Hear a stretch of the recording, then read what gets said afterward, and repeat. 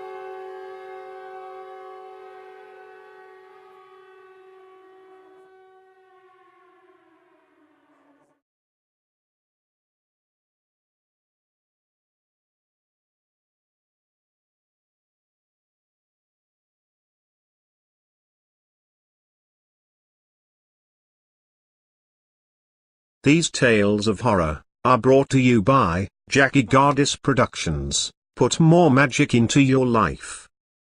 Thank you, and welcome to the world of the Seven-City Empire. I must warn you. These stories are more than just stories, they are a doorway into another realm, a world that is locked deep within the darker side of your imagination. If you find that your surroundings are changing, that is, the spirits of these tales have awakened, and they are becoming more familiar with your environment, then you may want to consider stopping, calling a friend, and quickly inviting them over to share these stories, because one thing is for sure, you may not want to find yourself alone. Doors will open. Welcome to Tales from a Seven-City Empire. Beware, we have warned you. Now, on to our tales. The seventh. Into the Black Teferith. Part 1. Personal entry. A report about the outskirts. City Kingdom time. 6:53 TCMT. Thames Crossing, morning time. Royal City. Thames Crossing, before the rising of the first light warriors. City Grid. Tier 3. Quadrant 3. Sector 3. Outskirts Residential Zone 3, last sector before the boundaries. Rain is always a good sign for the Empire. It shows that the mystic eye of Ra still shines upon the kingdom. For these cities always hid their dark tales, harboring a new night, waiting for its next victim to be claimed. It didn't take long, another gruesome death on the outskirts of the city. The last habitable zone in the third tier before the unprotected boundaries of the graveyard, a 7-mile-long stretch of barren land before entering the veiled forest.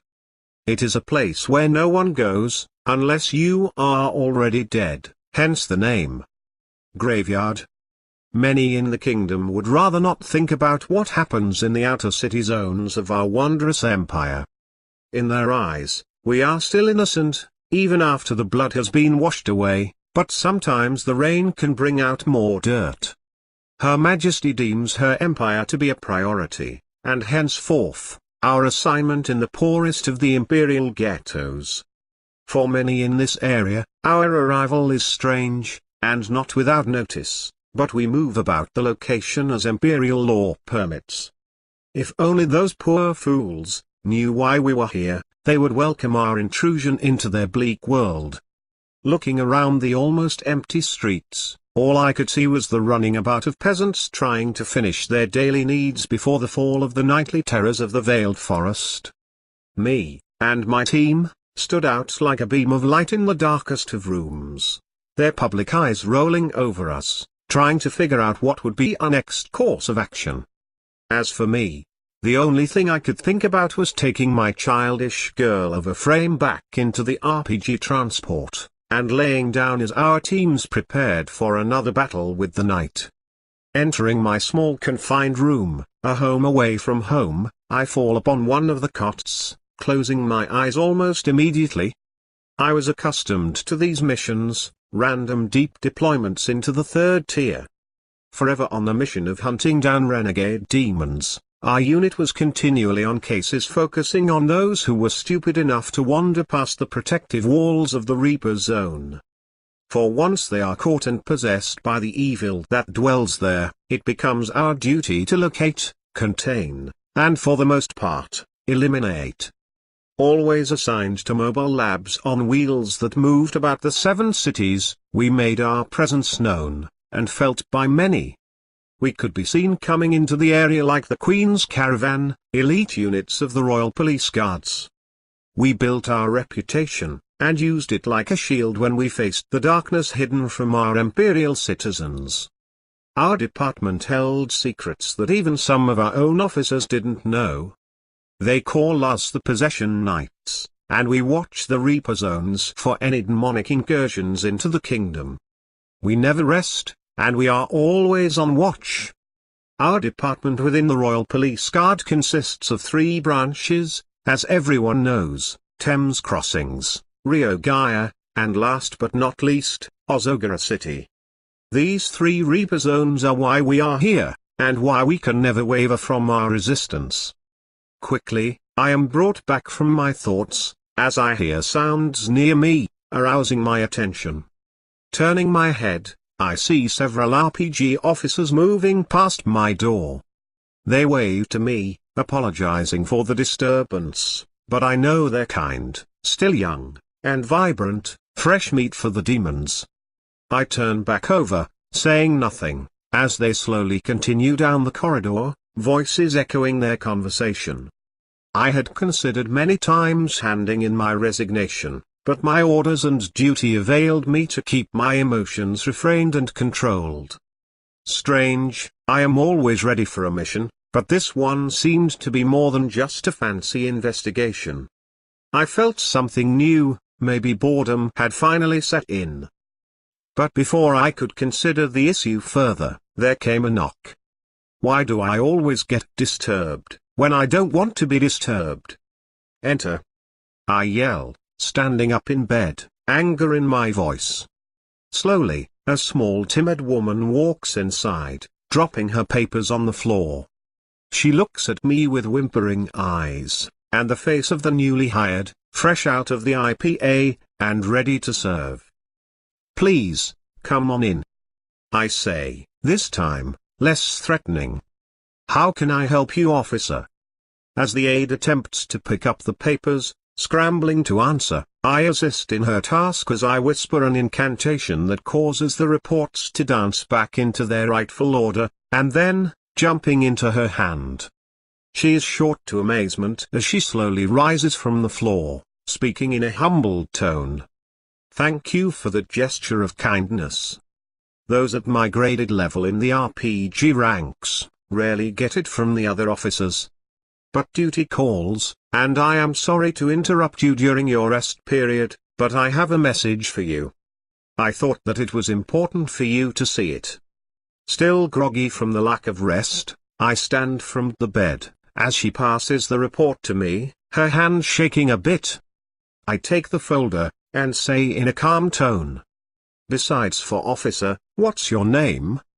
"Oh, my," she says, frantically trying to recover. "Officer Jenny, Ensign, First Class." "Good, nice to finally meet you, Officer Jenny," I say as we both smile. She is young, fresh to adventure, and lacking of knowledge in this field. She will do just fine in pursuing such a dangerous career. Many others will follow her, as I did, this time hopefully without mistakes, or regrets. But when you are an imperial citizen, a child of the third tiers, you learn to find ways of surviving. All of us did, and she will too. I then say to the ensign, "Next time, don't be so shy, and don't be concerned that you are new to this division. My team and I are 12th level Royal Police Guards. Graduated to the Royal Police Department of Demonic Possessions and Recovery, or for lack of a better term, the Possession Knights, our public title. Keep close to me, and you won't have to worry about a thing except for making me angry, understood?" "Yes." "And very clear, no mistakes," the young lady answers, as she salutes me in a formal fashion, normal for those just out of the Imperial Police Academy, still green under the nose. She'll get out of that soon enough, I think to myself as she exits the room, leaving me to my thoughts. Rare I have to find myself alone with them. The jurisdiction of our department fell under the shadows of the Golden Circle, since the use of first-party magic was authorized for police business. We, those chosen officers, were taught and given the ability to use alpha-class incantations. We became the esoteric power sources defined by the rules of the kingdom. The benefits were beyond measure, for it gave those officers a chance to join the ranks of the Golden Circle, which also included an upgrade in social status. The pioneers, or the poor, that were trapped in the third tier, such as I, and many others, understood that this was a bridge out of the ghettos, into the suburbs of the second tier, as a sir, and possibly, the first tier, if we mastered ourselves in the esoteric ways of the Golden Circle. Royalty was impossible, of course, but it left us a chance to seek a better life out of the darker parts of the 7 city kingdoms. Few positions within the empire allowed for such upward mobility, and even fewer in the ghettos, but nothing comes without a price. We put ourselves in harm's way as we guarded the kingdom from demonic incursions. Royal decree within our organization set up several security posts stationed around the perimeters of the Reaper zones in all 3 imperial cities. We were the first, and last line of defense against the evil that lay hidden within these dangerous areas of the empire. Few came to be in my position, veterans within the Possession Knights, still alive, and on the force. The truth that many did not know, held as whisper in the public ear, was that those in our ranks would find it in rare circumstance to rise within a position that would bequeath a call to the royal court, and an initiation into the Golden Circle. For most of us lucky enough to make it this far, and survive, we just grew old, and died in the line of duty, or retired. In any case, it assured that only a rare amount of us would be admitted into the Golden Circle. This became a privilege handed to those whom they considered loyal enough to jump the quickest to their master's heel, until they became the master themselves, no better than the teacher. I open the report given to me by my assistant, looking over it with great precision, then I see it, the message that I had been waiting for, buried deep within the code of the transmission. Friends they had said in their many encounters, but to me, still strangers, and stranger than ever. They wanted to see me, like I had said, I had a dangerous job. Panic is an emotion that is best left in the privy of those more in control of their desires. My reactions are quiet, smooth, and without the notice of attention. All things in this arena are a test, I understand this, and apparently, it was time to see if I could match up with the best, or fail in the process. Either way, I stood before a crossroads. In fragments of contemplation, I could not ascertain the intentions behind the secret hands that were arranging my meeting, but they were enough to let my superiors know that it was important. I had been chosen to meet with them in their location, somewhere that I never thought that I would go. I suspected those in the Golden Circle knew the nature of my contact, and they had deemed it most important. It was then that I had received extra training in the mystic arts. Over their long, and tedious week, I have been intently waiting for this rendezvous with my mysterious contact, and I still don't know what the mission is about. My superiors even took me off of my regular duty to prepare for this reassignment. I wasn't really concerned when they did that, but when I found out that I was being transferred to the old Tokyo quarter of Ozogara City, then I became nervous. Everyone knows only one group controls that sector, and it's not the RPG, nor the Golden Circle. It's too dangerous. Since the beginning of the Empire, even before the first queen came to rule, they existed. Guardians of the kingdom, strong enough to hold back the evil. They control secrets, spells, and magic long since forgotten. Some say that they are the remnants of the tribe of Tefrith, but the monks of this organization keep a silent oath, as they answer to the queen directly, and it is she, only she, that they bend their knees. They have been given supreme autonomy over the old Tokyo quarter, for everyone knows that the magic in these parts attracts certain energies that grant the Tokyo quarter delicate care, and a leniency found nowhere else in the empire. Heart of the esoteric Asian underground, house of the 100-hand dragon, they supply much of the magic used within our kingdom. The rules in these parts are not the same as those elsewhere in the empire. To enter into here, is to leave the 7 cities, and to enter into a world of wonder and delight, as well as nightmares that will rip your soul apart. What made the old Tokyo quarter so unique was its past associations with the esoteric. Magic in this locale has always been well rooted. Some of the most powerful spells and incantations come from these narrow streets of ancient folklore, stories from before the kingdom. This gave the atmosphere its own unique magical nature that eventually became the very thing that caused a Reaper Zone to manifest, engulfing the whole city sector. It is the only place in any of the Imperial First Tiers to claim such an event.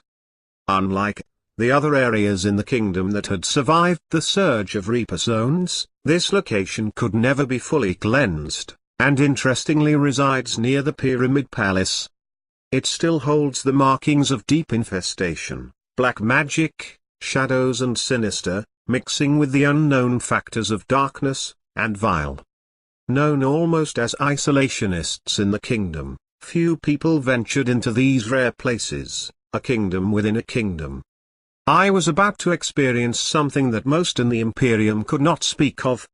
I was about to enter into an area of our 7 cities which took everything I knew and threw it out of the window. I was the new kid on the block, green about the gills, and yet it was I they had requested.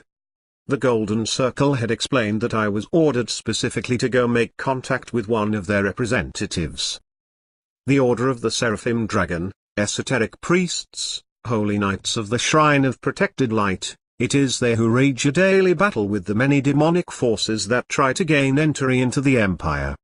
The neighborhoods, buildings, and city streets mask the shadowy existence of doorways and secret parts of our kingdom.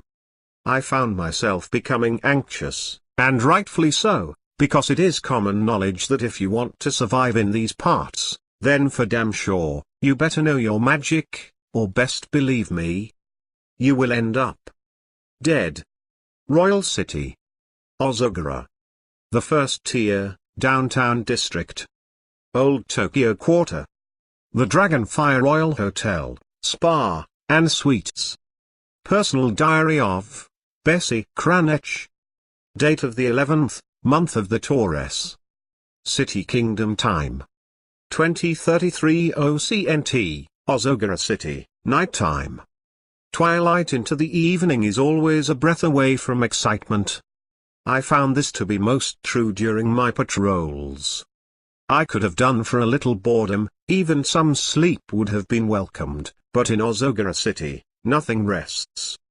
Being a liaison between the Golden Circle and the Order of the Seraphim Dragon became a difficult task to say the least. I became an outsider in my own kingdom, but this was not my kingdom. This place was a nightmare, held in the midst of a dreaming paradise. There was a reason why the imperial citizens within the old Tokyo Quarter kept to themselves. So many secrets to shroud, the inner sanctum known to the locals as Yomi Okachi, became a world unto itself, with many foreboding mysteries. For I was the novice in these parts, and they knew it. I looked out of my window, down to the streets below as imperial citizens went about their daily activities, rain pouring from the sky. I find myself reflecting upon the first time when I arrived here. Memories begin to encircle my vision, taking me to the day of being lost, trying my best to follow a psychic map that led me down various roads, and eventually, to this hotel. Funny, I've always been intrigued about Ozogara City, but as I entered the old Tokyo Quarter, I could feel eyes upon me. I knew then, and there, that I was out of my expertise, for everything now was different. Here, in this place, a person could become a powerful magus within the empire. Unfortunately, only admission into the Golden Circle would give them the ability to command real authority beyond the confines of the old Tokyo Quarter. And it is here that the problem is revealed, evolving into a platform of cold war between these two factions. Struggles of political conquest had manifested two divisions within the Imperium, those here, who held great mystic power and prestige, and those in the Golden Circle, holding opposing points of view, that is, when it came to who wields the power in the Empire. The Goldens, or the Royals, have full reign over the Imperium, except in the boundaries of the various kingdom states in our 7 cities, most notably, the old Tokyo Quarter. For in this sovereignty, a network of wizards, mages, and sorcerers controlled the government, all under the guidance of the SOPL, the Shrine of Protected Light, the masters who directed the actions of the Order of the Seraphim Dragon, my contacts who I came to meet. They alone controlled this location, and answered only to the Queen, herself, a kingdom within a kingdom. As the light of Tefrith stood overhead, I reviewed the message that was sent, claiming that someone from the SOPL would come around to collect me. I was being invited not to the main offices, but somewhere else, and why? A knock came to my hotel door, causing me to come back into focus. I immediately think to myself, if only I had been able to stretch out on that bed. I had recently found my tastes becoming more comfortable with the luxuries of the first tier. For quite rare is the chance that someone as I, from the 3rd tier, to find themselves being draped in such eccentricities, especially in Ozogara City. With a grunt of disappointment, I gracefully open the door to find nothing outside in the hallway. Another test, they never change. My reports of them were correct, as I turn around to see a woman laying down upon my bed, stretching out. She looks up at me with a smile, and says, You weren't actually planning on using this, were you? She instantly rises from the bed, floating as if some corpse from a coffin, displaying the mastery of her craft in the arts of the mystic sciences. What I know can only slightly compare to her knowledge of the occult. With ease, she glides above the floor over to me, landing on her feet, and then with a long pause, she stares at me, and says, "Before we can proceed, I must first be honest with you. I am not here as a member of the SOPL, in fact, I have been sent from a greater God." "Excuse me," I say, backing up. "What is going on here?" "Oh my," answers the woman as she steps closer, her eyes almost glowing with energy. "And may I add, that I am more than a messenger, you will see, and yes, you are correct, that bed does feel good, and my dear, after what I do to you human, trust me, you're going to need it. Who owns your allegiance?" I demand, as I prepare myself for combat, pulling a sword from my sleeve. The woman laughs hysterically, snapping her fingers, reciting magical incantations causing the room to become vertigo. I am frozen in my spot as she reveals her true form, morphing into a beast of the lower realms, tentacles stretched, her mouth widening with teeth, ready to kill, and black bile, dripping like spit. Down into a trance she cast, as I became dizzy, her dark eyes staring upon me, as I firmly grip my sword, aimed at the demon that grins, licking lips, moving closer. In all of my experience, I have never seen such a creature as this. I charge with great force, dodging a blow, only to turn and see its sharp claws gouging a hole into the wall behind me, causing it to melt. I wait for it to strike again, knowing it will come straight on, facing me directly. I raise my weapon, as it lunges forward. In a dance of chaos and struggle, we push each other away, falling to the ground. I try to catch my balance, turning my sword around, as I flip over a table, causing it to break, shards of glass skidding across the floor like diamonds and ice. Quickly, I recite an incantation, suspending the broken fragments from its movements. I then make a gesture with my hand, compelling the glass to speed towards my enemy, piercing the creature deep within its tissue. The beast howls in a mad rage, boxing me into the corner. I am trapped. What manner of demon is this that can take so much punishment? Then I notice that the wounds inflicted earlier by me have already healed. Immediate regeneration, now I am in trouble. And with that thought, the creature faces off as it prepares for the kill. We glare into each other's eye, waiting for the outcome. I was born for this, and now, I will die for the same. In that moment, the beast and I lunge towards each other, ready for our final confrontation, only to be caught off guard as several individuals rush inwards, draped in strange garments, surrounding us both in a circle. Magic never before seen encompasses the room in brilliance and delight. In the end, I look up to find the demon burned upon the floor, dead. Its stained ashy carcass, delicate to the touch while breaths of air move about causing it to disperse like dust. I immediately place my hand over my mouth, hoping to avoid breathing in the remains of the creature's foul stench. Lifting myself from the floor, I take charge of my senses as I am approached by several people in uniform. They are dressed in black, with full awareness that they are the ones in charge. In the midst of the crowd, the room is locked down by several members of the Order of the Seraphim Dragon. They move with the strangers in an unknown fashion, their actions very familiar. Then, from behind, I hear a voice. "You're good, real good. I have seen some interesting defense moves in my time, but yours was most invigorating, and best of all, you're still alive." I turn to find a woman, dressed as the others in black. Her demeanor is strict, but yet casual in nature. She slowly walks around me, her eyes touching every part of my aura. I knew that I was being scanned, but by whom?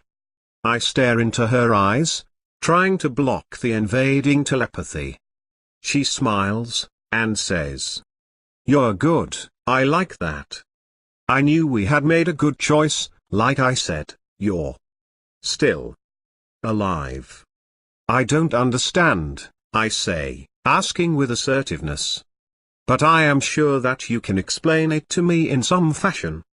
The woman smiles once more, as we are both interrupted by a man walking towards us. He looks at the woman, their eyes passing secrets. It is at that moment that the woman departs into the crowd and the man begins to speak. RPG Possession Night, Lieutenant Commander, Bessie Kranich. My name is Takashi Kumata, your new liaison from the SOPL. It is a pleasure to meet you.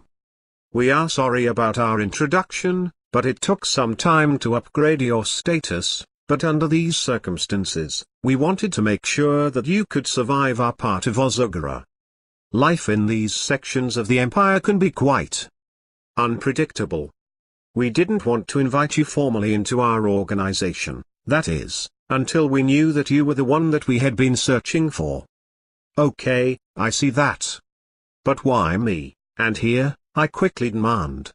The man motions for one of his aides. He then says, "We have acquired new accommodations for you, with less of a risk factor." The aide hands me keys, directions, and something else which I find puzzling. I look up at the man, and say, "And what's this?" "It will mask your energy field," he answers, looking around the room. "And to give you the ability to blend into the scene unnoticed. You are going to need it around here, well, temporarily, that is until." "Until what?" I ask, my patience now tested, as I look around, still trying to make some sense out of this. "Because they know that you are here," he answers, ordering the aide to return to the crime scene. "Who are they, and again, why am I here?" I demand, anger heard in my voice. The Golden Circle is going to want a report from me, and all I can tell them is that the SOPL has been giving me the runaround for almost a week. All that I have done is a mad dash between your office and back, waiting for someone to get in contact with me about my assignment. So tell me, Representative, what is my assignment? The man turns to walk away, leaving me with these words. "Did you not think that others would eventually find out your secret and location, my dear? And to make things worse, that secret is now known to the enemy, but unlike they, we will help you." Ha, don't give me that. Everyone knows that help is something that comes with a price, and nothing in this kingdom comes without a price. And here is something else to chew on. I have no secrets, except that I am real sick, and tired of the games. But if I did have a secret, why the hell would I trust you with it, or better yet, my life? Stopping in mid-step, the man turns towards me, and says, "Because, my dear, you are alone, and without a friend in this empire, all that you have is us, which in my book, means that you don't have any choice in the matter. At least, that's the message that your dear departed mother left us with before she died at the hands of a demon assassin." If not for the arrogance of his words, I might have questioned him more about how he knows so much about me. He can see the heated debate in my eyes, knowing that the fires within me have been surged. From that moment, I walk out to an adjacent room to find some comfort, only to be followed by the man. He closes the door, raising his hand in a truce, and then, in a discreet tone, says, "Yes, we know how she died, and why you dedicate your life to killing the evil in the night. But of course, that's why we are all here, to keep the kingdom safe from all outsiders. But that's something that you have a special kinship, now isn't it, my dear, those elements that exist outside of our kingdom? I am sure that you are familiar with this term, or better yet, it is a part of what you are, this hidden secret that hides upon the lips of those within the 7 cities. We here in the Tokyo Quarter know that they are real, all of them, no matter where they come from, other societies, other realms, but not of here, some not even from our level of consciousness, and for sure, not of this kingdom. They come from places beyond the Unity Gates. We call them outer realms, chariots of fire, those who come to visit us from other worlds, other realms. Your father, the one that you never knew, and your mother were both realm riders, not of this kingdom, as you two are, my dear. I hold my breath, discerning if he is telling me the truth, or a lie. I stand, waiting for his next response, not knowing what to expect. He slowly walks towards me, placing his hand upon my shoulder, and says, "Dear child, you never knew. And more depressing, I must be the one to tell you. I am sorry. So sorry. The last thing they told you, was to run, and hide. You did it so well that you had forgotten about a part of yourself, buried deep, but that luxury is now gone, and not just for you, for all of us. Your mother, and your father, like so many others, traveled here to help our kingdom to prepare for the coming day. Their last mission ended up with your father dead, and your mother on the run from the enemy. The SOPL hid her well, moving both of you from place to place, but in the end, she felt that she had a better chance being on her own. Your birth had complicated things, and it gave the enemy an advantage when tracking her. We just didn't have the magic to stop them from finding her. I am sorry. What do you mean, advantage? I ask, confused. I can see the mark of displeasing news on his face, as he answers reluctantly. People from your realm exhibit a very powerful chikara, or life energy, that is easy to track, if you know what you are looking for, and trust me, her demon assassins knew exactly what to look for, and now they had two of you. Her spells kept you guys off of their radar for a long time, but their mission was too important to just give up.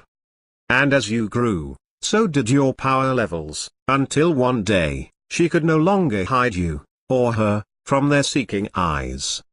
That's when she contacted us again, but as you know, we were too late. So she did the only thing she could do. She cast her final spell, and used all of her life force to create a masking incantation to hide you, until you were ready. They had her trapped, and under the gun. She knew that they were going to kill her on the spot, and you as well, so instead of both being murdered by them, she sacrificed herself to protect you. She died to make a miracle, and for your mother, I would call that a victory. I know this to be a fact, because I am speaking to that miracle, right now. I sit there in silence, not knowing how to respond, and with annoyance, I say. Look, the death of my mother wasn't easy for me, orphans in the third tiers never do, but I would appreciate it that you leave her memory intact with at least some type of dignity, so please don't disrespect her with lies. The man pulls from his pocket a small item which I hadn't seen since I was a child, a memory crystal. Placing it in my hand, it starts to tingle, and vibrate. With tears coming from my eyes, the man speaks, his tone gentle and warm. Your mother sent it to me just prior to her passing away. It appeared before me without warning, and it carried a message from her, as well as instructions on keeping you safe. The SOPL has always been in the background, helping you. But there is someone here better than I to explain that. From an unknown tongue, in language long since dead, the man begins to recite incantations held in mystery, and awe. Then, from my side, a light breeze moves past my face, carrying with it a familiar voice, the voice of my mother. In a blaze of light, and brilliance, she appears, as if she had never left. Her age was no more than when she was a young adult, quite different from the woman I had called a parent, but yet, still her. She moves forward, causing me to become startled by her presence. The woman stops, holding out her hand in a gesture of peace. Her intentions are to cause me no harm, only to listen, as she begins to speak. Hello my little one, it is good to see you again. I wish that it could be in better circumstances, but as you understand, I have departed this consciousness, and have become one with creation.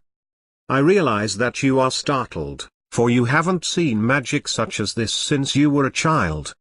I had told you that it will always be a way for you to know that it is I in truth, and not a lie. My dear, we have so many enemies and few who can truly be trusted. But as you know, what you see before you holds the temporary remains of my soul, a replica of myself, for there are things I still wanted to tell you, things in the way that I had justly desired, so now I exact what the enemy tried to take, my final words to you. These people who I have entrusted with your identity will help you become more than you have ever been. As you now are aware, I and your father are not of this realm, nor the Empire. We come from a place far beyond this state of consciousness. We were sent here as guardians of an ancient knowledge that must be preserved from the touch of darkness. You, my dear, are a great blessing that can be bestowed upon this kingdom for the coming of a new age of light and divinity.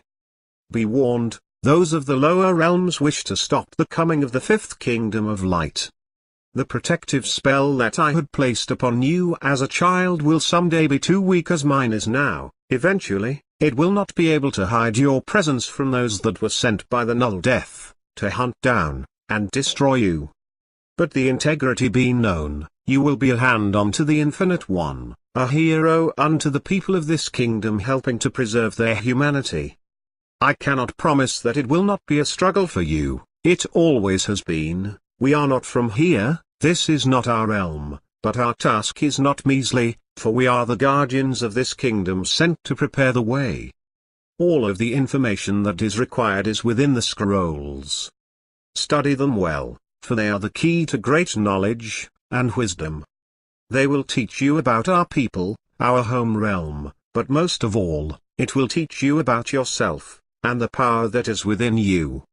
The man that you see before you is Takashi Kumahata. Trust him, and only him. He will show himself to be a great asset, as he was, for me.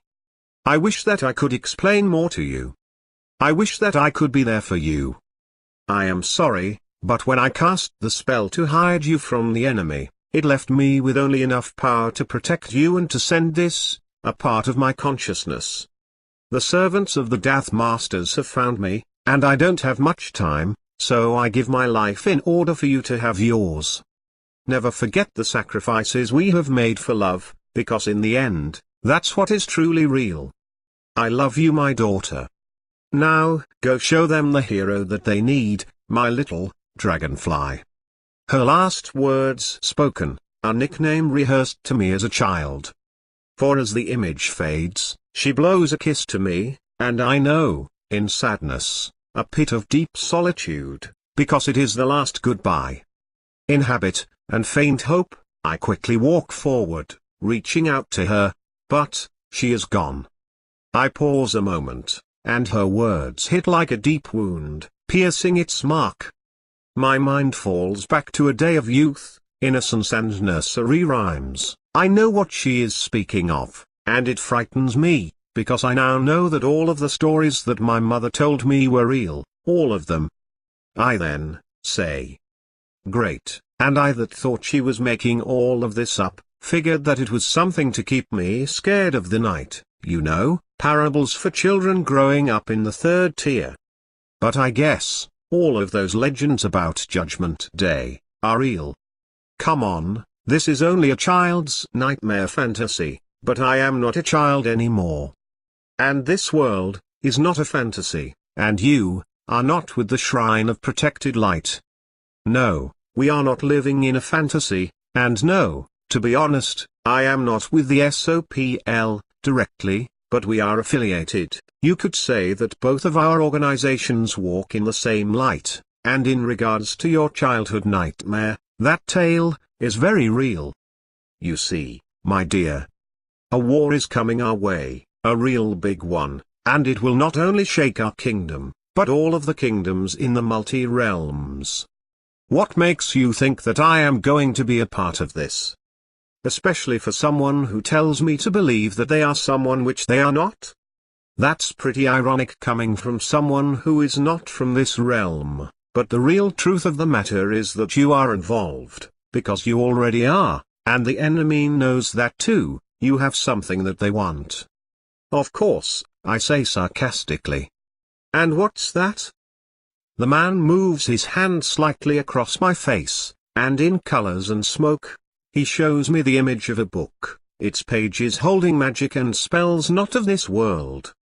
Brilliant with light and knowledge, I could see why such a thing would control others in the trance of desire, wanting to hold and possess it. The man then says, what piques the interest of the Black Tefrith, as well as the Death Masters, is that this book contains many spells and secrets, but the one which most interests us is an incantation that would give us the means to permanently close the Nightmare's gate. I stop, now seeing the picture in full. I take a seat on the bed, as the man continues to speak. Our Queen, and the SOPL finds this a top priority, and has called us in, their hidden knights. You see how the Empire is these days. We have been trapped in here for too long. Humanity was meant to be free, not kept in these 7 city cages, like animals. You can now see why this has gathered so much attention. I hear the words spoken by him, and know them to be correct, but I am not prepared for the next. Now hold on to your socks, I have some more news, and you may not like this. Like so many things of value, that can become lost, they can be found again, and this treasure had been lost for a long time, that is until now. We now know its exact location, as does the enemy. And where would that be? I ask, trying to regain my composure, being so overwhelmed.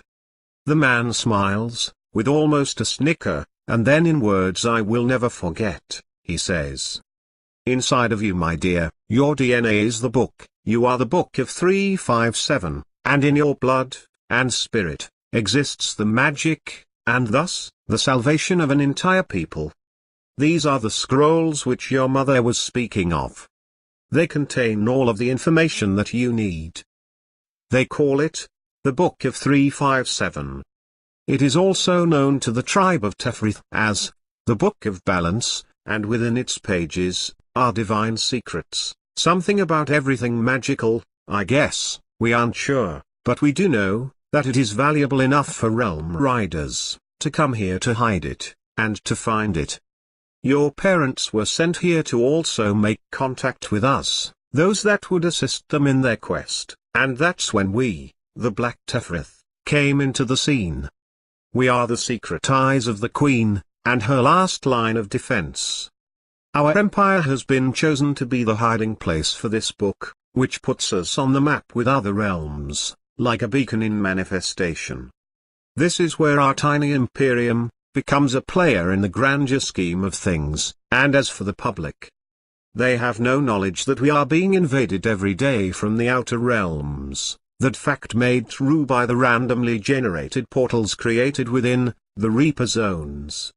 Another secret, their zones aren't just in our world, they interconnect with many different realms. Too bad that all of them are evil.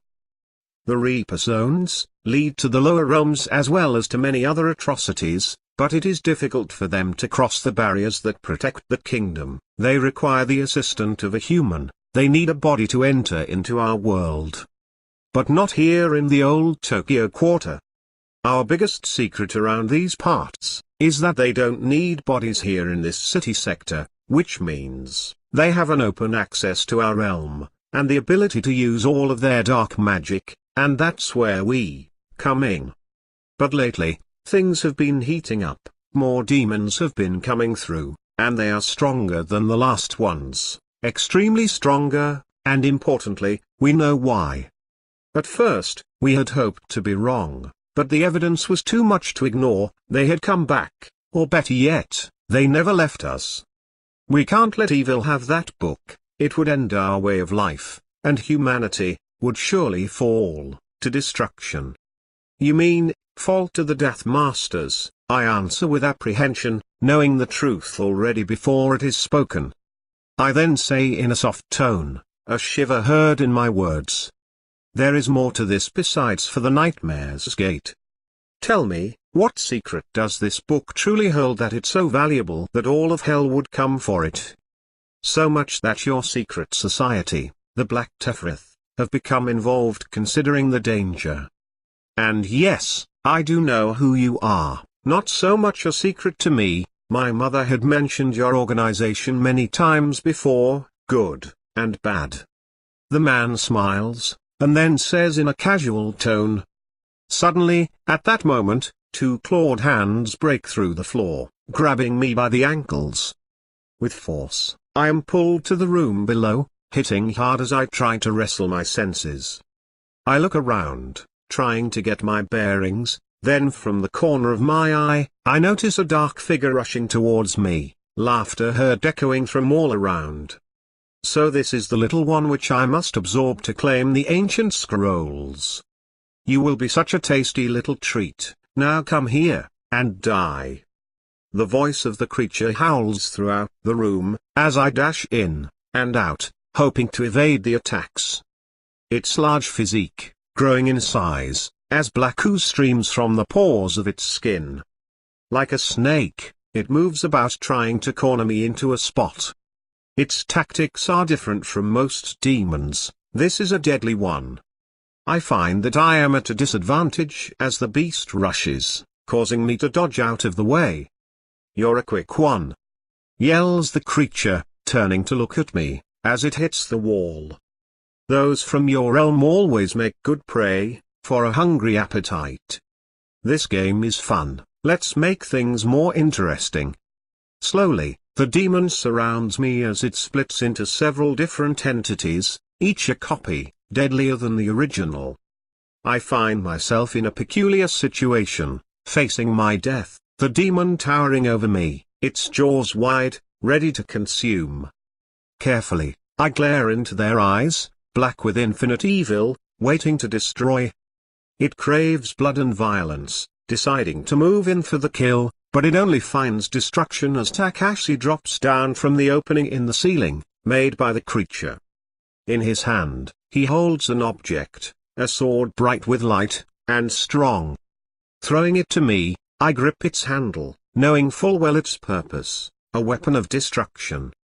With fortitude and might, Takashi jumps upon one of the beasts, hoping to direct it away from me. Pulling a long staff from his sleeve, he thrusts it through the demon's neck, anchoring the beast to the floor. That's when he turns, sending thoughts of telepathy. These are copies, and watch out, they multiply and grow. We need to find the original before they overwhelm us, then we can kill all of them in one, understood? I nod in agree, only to turn and find myself cornered, and in trouble. With insidious laughter, they prepare for the assault, fathoming that I am defenseless. But this isn't the first demon that I have fought, and as I raise the sword, it sings, shards of light glistening from its surface. The divine sword of Jebera will not help you, Bashalan, all of the beasts say as they move in closer. We know your mother did not teach you in the ways of your realm. You are a lost one, far from home, and weak. Talk big, die quick, I say to the beast, anger heard in my voice. You know nothing of me, Darkspawn. Oh, yes, we know you, and your dead mother, as well, each demon says, their minds acting as one while they continue to move closer. In a blast of daze and confusion, an explosion is heard in the next room as those from the Order of the Seraphim Dragon join into the battle, trying their best to contain the situation. Off to the side, Takashi finds himself engaged with another demon, but as one is destroyed, another is created to take its place. I pull the sword, only for the demons to bellow with laughter, their response mocking me. Foolish child of light, your struggle is futile, we divide. We grow, we dominate, we control, give yourself to us, and we will make your death less painful, but if you resist, all pain we will do to you, all pain, and more, just as we did to your sweet and dear mother, destroy her, now destroy you. The daughter follows the failure of the mother. Now, come little one, and die. From within, something strange stirs, causing me to pause, as a tear streams down my face. I stare upon those responsible for my mother's death, with the sword held firm with rage. It is then that I feel a focus of energy within me, forcing both demons to slowly back up. Raising the sword, I glance over at Takashi and the others, the demons almost upon them. With speed I have never exhibited before, I move towards one of the demons, grabbing it by the neck, forcing it to the ground. I then say, "Before I put this blade through your skull, I want you to beg me for mercy, for your life, and then know, I have now become the same death reflected back upon you, as you were when you killed my mother." The demon holds its spot, trying to gain leverage, but I push hard, my strength increased, breaking the floor underneath. It then says in a weakened voice, "Shadow shades of the lower pit never beg for mercy, we eat it." "Good, then eat this," I respond, shoving my blade deeply into its mouth, piercing the back of its neck. Black blood gushes from its throat, as I rip the head from the body, throwing it to the ground in delight. And with fire and death, I cast the demon into oblivion, its burnt corpse turning into ashes, hitting the floor like dust. Immediately, the replicas fall, dissolving into shadows, melting into the floor. Takashi and the others are left in a daze, as they stand alone in the remnants of their enemy, triumphant. I look at the blade within my hand, feeling its soul. Its energy glows bright, and I quite familiar with it. "That sword was your mother's," says Takashi, walking towards me. "And now, it is yours, Dragonfly." "What's going on?" I ask, as everyone within the room stares at me. "Why are you looking at me that way?"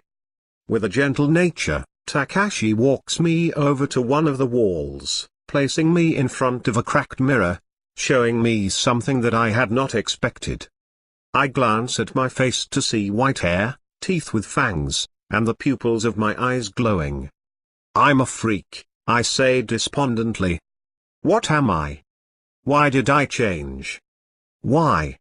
I yell at Takashi, as he takes me out into the hallway, away from the others. "The protection spell that was on you is now gone, and your true form is now revealed. The incantations placed upon you by your mother not only blocked your energy signature, but it hid the fact that you are not from this realm. You are not a freak, you are much more, and we need you."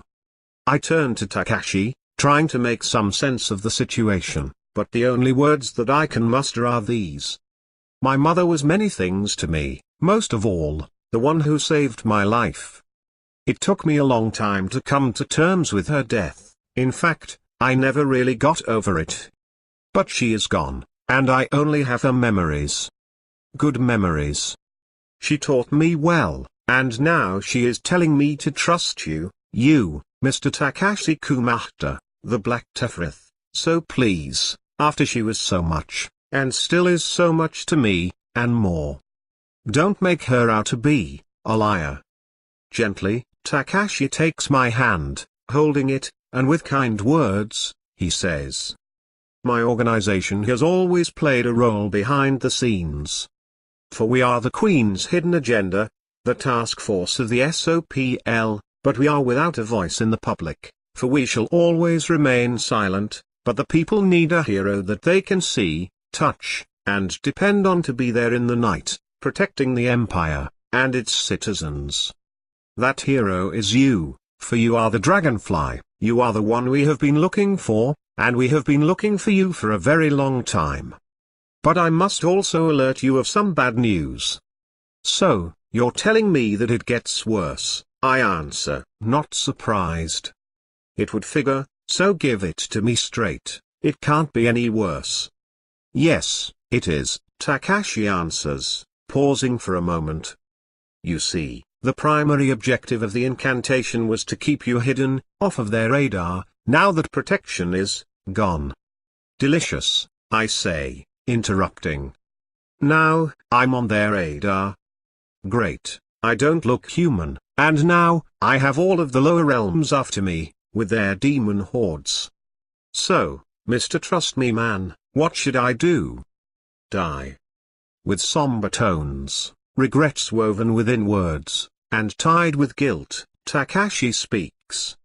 Believe me, I do understand, you're not the only one who found the hard way into this organization, but you don't have a choice. As you can see, you are no longer what you were, or what you wanted to be, for in truth, you are the dragonfly, and you are our hero, and I can tell you that your life will never be the same, and I am truthfully sorry, but you are not alone, and you will never be. I promise you that. I turn to see those from the room walking out into the hall. As they pass by, one of them says, "Thank you, I don't know what we would have done in there without your help, but we are all still alive, thanks to you, hero." They exit down the hall, talking and laughing, amongst themselves, leaving me without speech, perplexed. Takashi smiles, and imparts these words. "We, that is, your new family, are an eclectic group that is well suited to the different. You're going to find out that you're not the only thing that is strange in these parts, and so with that said, and decisively done, I can now formally welcome you to your new life, Agent Bessie Cranach. You've earned it, and you should be happy. The rough part is finally over, for all you have to do now, my dear, is one simple thing. Survive." We have now entered onto the equinox of the 7th. Welcome to our intermission. Beware. The doors are still open.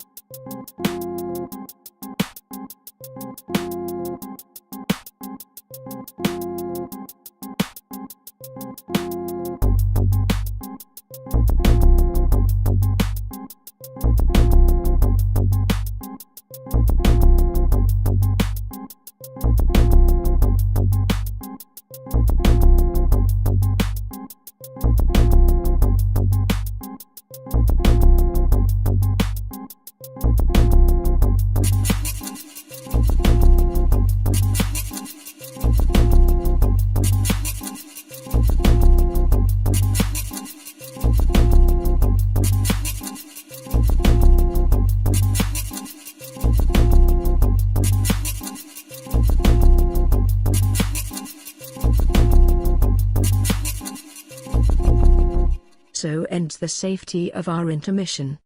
Now back to our reality. And the darkness. The 7th. Into the Black Tefereth. Part 2. Imperial City. Ozogara.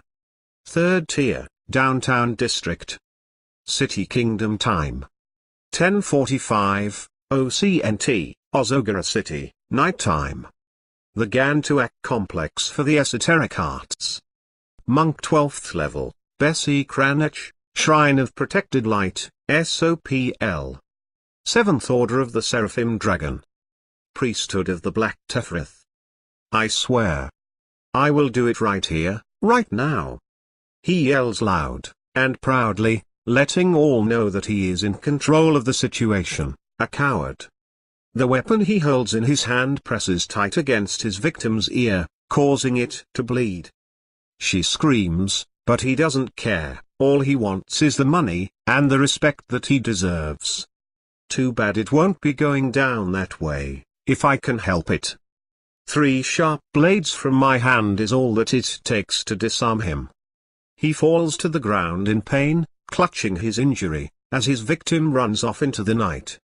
Frantically, my prey looks around trying to spot my next move, but as always, they think too slow, and too late.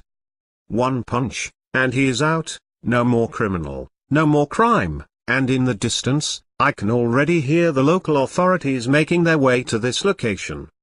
I can see the dragonfly has some unfinished business to do. So, are you still going to play hero all night? Look. We need to talk. Takashi, don't kid me, you mean argue, and as you have noticed, the hero is busy, I respond, cold in my tone. I am always busy. My life is nothing but fighting. I fight crime, I fight the evil that hunts, and I guess, now, I am fighting you. Nothing else matters, but the protection of the innocent, so please don't make me stop now. I hate it, when you do this to me. You hate it when I ask you about the truth. His telepathic voice, heard throughout my mind. But we all know that in the end, only you can know why you ride the night. Just don't forget why you're out there. And don't forget who brought me into this, I say, trying to keep calm. Who would have thought after so many years, I would still be lost in the memory of that day? The day that I first entered into the Black Tefereth. I told you the truth that day, because you deserved it, Takashi responds. Better to have the truth, than nothing at all. His words bring silence, as he waits for my response, but none comes from me. He knows my answer, as he continues to speak. Remember who you are, my dear. I know you think that this new contact of yours will help you to find the demons who murdered your parents, as well as find the portal that leads back to their lower domain, but we have nothing on this particular species of this demonic realm rider. It could be a trap. Everything is a trap, old friend, I answer, as I float over building tops, jumping to a Royal Broadcasting Company transceiver in the 2nd tier. I wonder what's on the telly tonight. Always some type of new show, the drama of life brought to you on a script. If they only knew the luxury of their lives watching others, enjoying their naivety, while we on the other hand hide in the shadows, too busy trying to save their lives daily. Don't become lost in yourself, Takashi interrupting. The incantations we used to open a door into your mind to reveal parts of the book is precarious at best. All we have been able to accomplish is to get chicken scraps for you to use, and very small scraps at that. Wish we knew what those spells were, but only time can tell. The esoteric method that we needed to fully unlock your DNA, and the book, died with your mother. So we have you, the door, but no key, and picking this lock, my dear, can be quite dangerous, in fact, it can kill you. Well, I don't feel any different, or dangerous, or dead, I say sarcastically, looking around the sky, the wind moving past my face.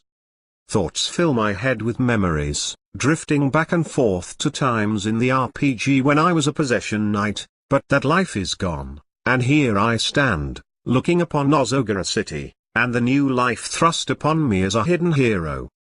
From above and below, outward for miles into the distance, the second tier is seen. Its night lights dancing upon the dim illumination of the Unity Gate, shimmering in the distance. I lose myself in deep thought, mesmerized by the peace and quiet, something that is still strange to me after living for so long in the third tier. Crime is rare here, but not interruptions, as Takashi's voice breaks through, ending my peace. You need to be careful out there. It is very rare to perform the Phoenix rejuvenation. It can turn quite nasty when trying to revive segments of the mind that should remain clandestine. You need more training. I need to find the people who killed my parents, I say. Anger felt deeply within the tone of my voice, but anger can come with regrets, and I know this well. Look, I am sorry, I didn't mean to snap at you. But I feel as if I could explode. Sounds like the effects of magic, Takashi says. Remember, the dangers involved in this unique ceremony can still have unforeseen consequences. I am afraid, my dear, but as you know, your soul and body are not the same anymore.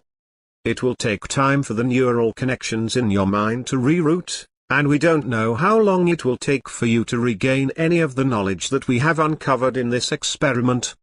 But the Book of 357 is inside of you, a primary part of your DNA, and your soul. You, and that book, are now one, and in some way, you have become the living vessel for the ancient scrolls of the tribe of Tefrith. That's why you must never waver in your determination to practice the esoteric arts. Without proper control, you could become a threat to everyone around you in the kingdom, most of all, yourself. Great, I respond. Now, I am a walking time bomb. A time bomb that will help to mold the Empire into something better. You are an agent of the Black Tefrith. We alone have been commissioned to preserve and maintain the ancient scrolls of the tribe of Tefrith. We alone have been asked personally, by Her Royal Majesty, to research and explore the nature and content of the Book of 357, praise to the Divine One. Praise indeed, because we are going to need it, I say, diving off into the sky, floating upon currents of air. We still don't have all of the information. The trail that those demons left has gone cold, and so have I, in their pursuit. But our attention does find the truth of a plot to discredit Her Royal Majesty, Takashi points out, knowing that my leads are close. Its roots have a demonic tone, and a connection to the Pyramid Palace and the Royal Court. We have agents assigned to the Queen directly, serving in the Minister's Hexagon. Their mission is to discover disloyalty within the Empire, or better yet, those royals who are key factors of immense control throughout the Empire. It is they who wish to steal this Imperium from our Queen. I'm almost afraid to consider, or even think that we are looking at a coup attempt within the Golden Circle, as well as within the Royal Court itself. The maestro of this political dance is manipulating key elements in order to alter the position of their house, hoping to gain power over the crown. And us. This isn't about power, and it's not political, I answer, my instincts picking up something more. I then say, it's about the payback. A payback, against Her Majesty, sheer vengeance, and nothing more, but why, and better yet, who? Now, that's the mystery, isn't it? Answers Takashi, frustrated and still puzzled. As for the Royal Court, and the Golden Circle, they may be content to think that this was a rare accident, but murder never is. Two of their most promising esoteric researchers, now dead, and our investigative teams from Red Candle believe that the witness reports submitted by the Golden Circle are forged. We know for a fact that they are covering up something, but what? We know the Covenant of the Shadow Magus were employed to murder the scientists, but who are the royal cowards who hired them? That still remains a secret, as well as their house, who may have no knowledge of this. Our evidence leads back to the same demons that targeted your mother, which were the same demons sent to kill those royal scientists. They too were researching material on the ancient scrolls of the tribe of Tefrith, your book of 357. That damn book is always coming back to me, like a thorn in my side, I answer, not surprised by the result. More than you can know, Takashi answers. The truth is that they had translated a fraction of the scrolls, but were killed before they could dispatch the information to the Golden Circle. We aren't sure what text was completed, but it is enough to send demon assassins to this realm to hunt them down. It may also contain an incantation that will allow you to access the rest of the pages within you. We have to be careful about how we extract this delicate material. Like I've pointed out, it can kill you. Oh yes, that reminds me, I answer, concerned. We never really discussed that, now did we? We did not, but I can tell you this much, the book can be found buried within the light codes of your DNA. Simply enough, my dear. The book is in your aura, and when you are ready, you will be able to work magic only the gods could command. But we must wait for that day when it is well within the grasp of your mind. If not, it will be a rough ride when bringing it to the surface. Rough ride? I say with confusion. Okay, old friend. You're holding back. You need to tell me what is really going on. Please. Takashi hesitates, taking a breath, then with reconciliation, he says. It wasn't meant for you to become one with that book when you were disguised as a human, but she had no choice. The book is carried by your people by placing it within their aura as stated. The book is telepathic, a thought form, which has its own consciousness, henceforth, it is alive. The problem with transferring the book to you, is that it wasn't done in the usual manner by your people. She was cut for time and had to perform two duties. Save her daughter and conceal the book. She first used the magic to cast a protection spell upon you. She then used another spell to project the book into your DNA. Because of that unorthodox process, the book of 357 is now a part of you forever. You now carry a symbiotic connection with its spirit, and such forth, it has become a mirror image of you. Which means that every time a new page of it becomes activated within your mind, you risk letting parts of your subconscious manifest within the real world. We can't be sure what will happen. You need more training. I understand, I reply, my tone stiff. But how can I help spark the fire of justice if I am trapped inside, doing training exercises? They need a face out here on the streets, and that's me. The dragonfly. I can see there is no reasoning with you, Takashi responds, not happy with losing the argument, but yet knowing I speak the truth. He then says, please, be careful, and don't forget what I have told you. Don't be concerned, I won't forget, my words answering him, hoping to calm his worries. But you know how stubborn I am when I set my mind to something, and like you said, we have to find those who killed those scientists. It still reveals a plot to discredit the Queen. We can't afford another attack. True, Takashi says, knowing the serious nature of the event. If your mother were still alive, I am sure that she would agree, and so does the rest of the council, so you have been authorized to meet with this contact and to establish the ties to our enemy. Like I've said, I feel that something bigger is going on here. But for now, just keep safe, and remember that you are my responsibility as every other member that is on my team. You, my dear little dragonfly, may be a formidable spy, and hero, but I am still your superior officer, as well as your only friend, a bonus for you. Trust always is, I say, holding my tongue. Trying my best for once to give respect a chance. I still hate it, but I do it out of admiration, and not for regulations. I will make sure to keep my head low in the third tier. And, I guess you've got a point, the public is beginning to become aware of my actions, people are talking about me, but they don't know what I am. So far, I have become a myth, and I'd rather that we keep it this way. I'm not one for the public eye. I know, and understand, Takashi says. Considering you're alien to this realm, I don't know how the masses will accept you. People may know of Realm Riders, but they haven't seen them since the invasion of the Death Masters, before the Veiled Forest dominated our lives.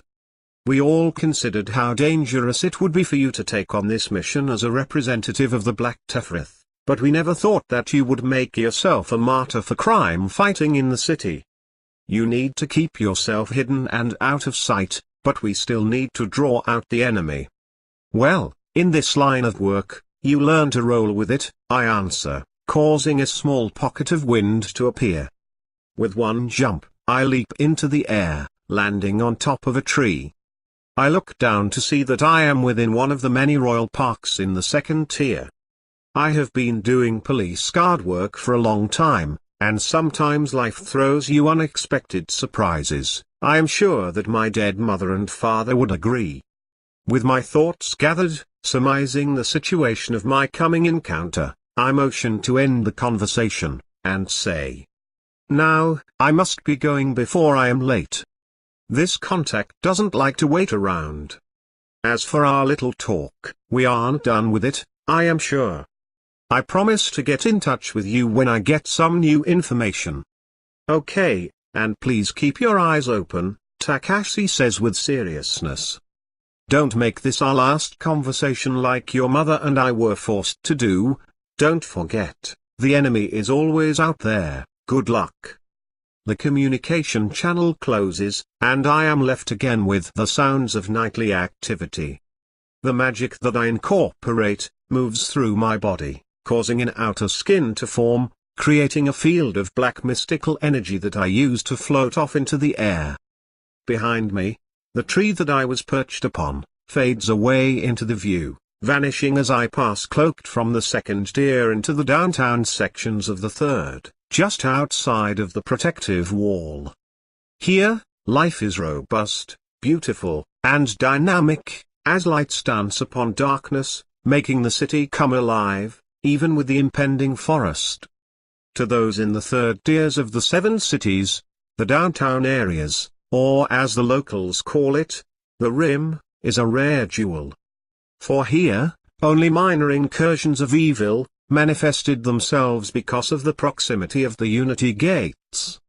This narrow strip of land, like a ring, lined the protective wall which marked the border of the second tier. The safety afforded by those lucky enough to live in this area, allowed people to freely roam after dark, giving the Rim a downtown nightlife that was unique to no other in the third tier, or even in the Empire. Flying crafts of all types make their way through the evening sky, as I fly past them, unobserved in my cloaked state.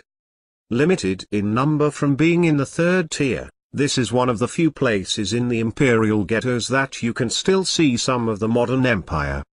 In the first and second tier, these miracles are an everyday sight, but here, they are a rare beauty when you can see them.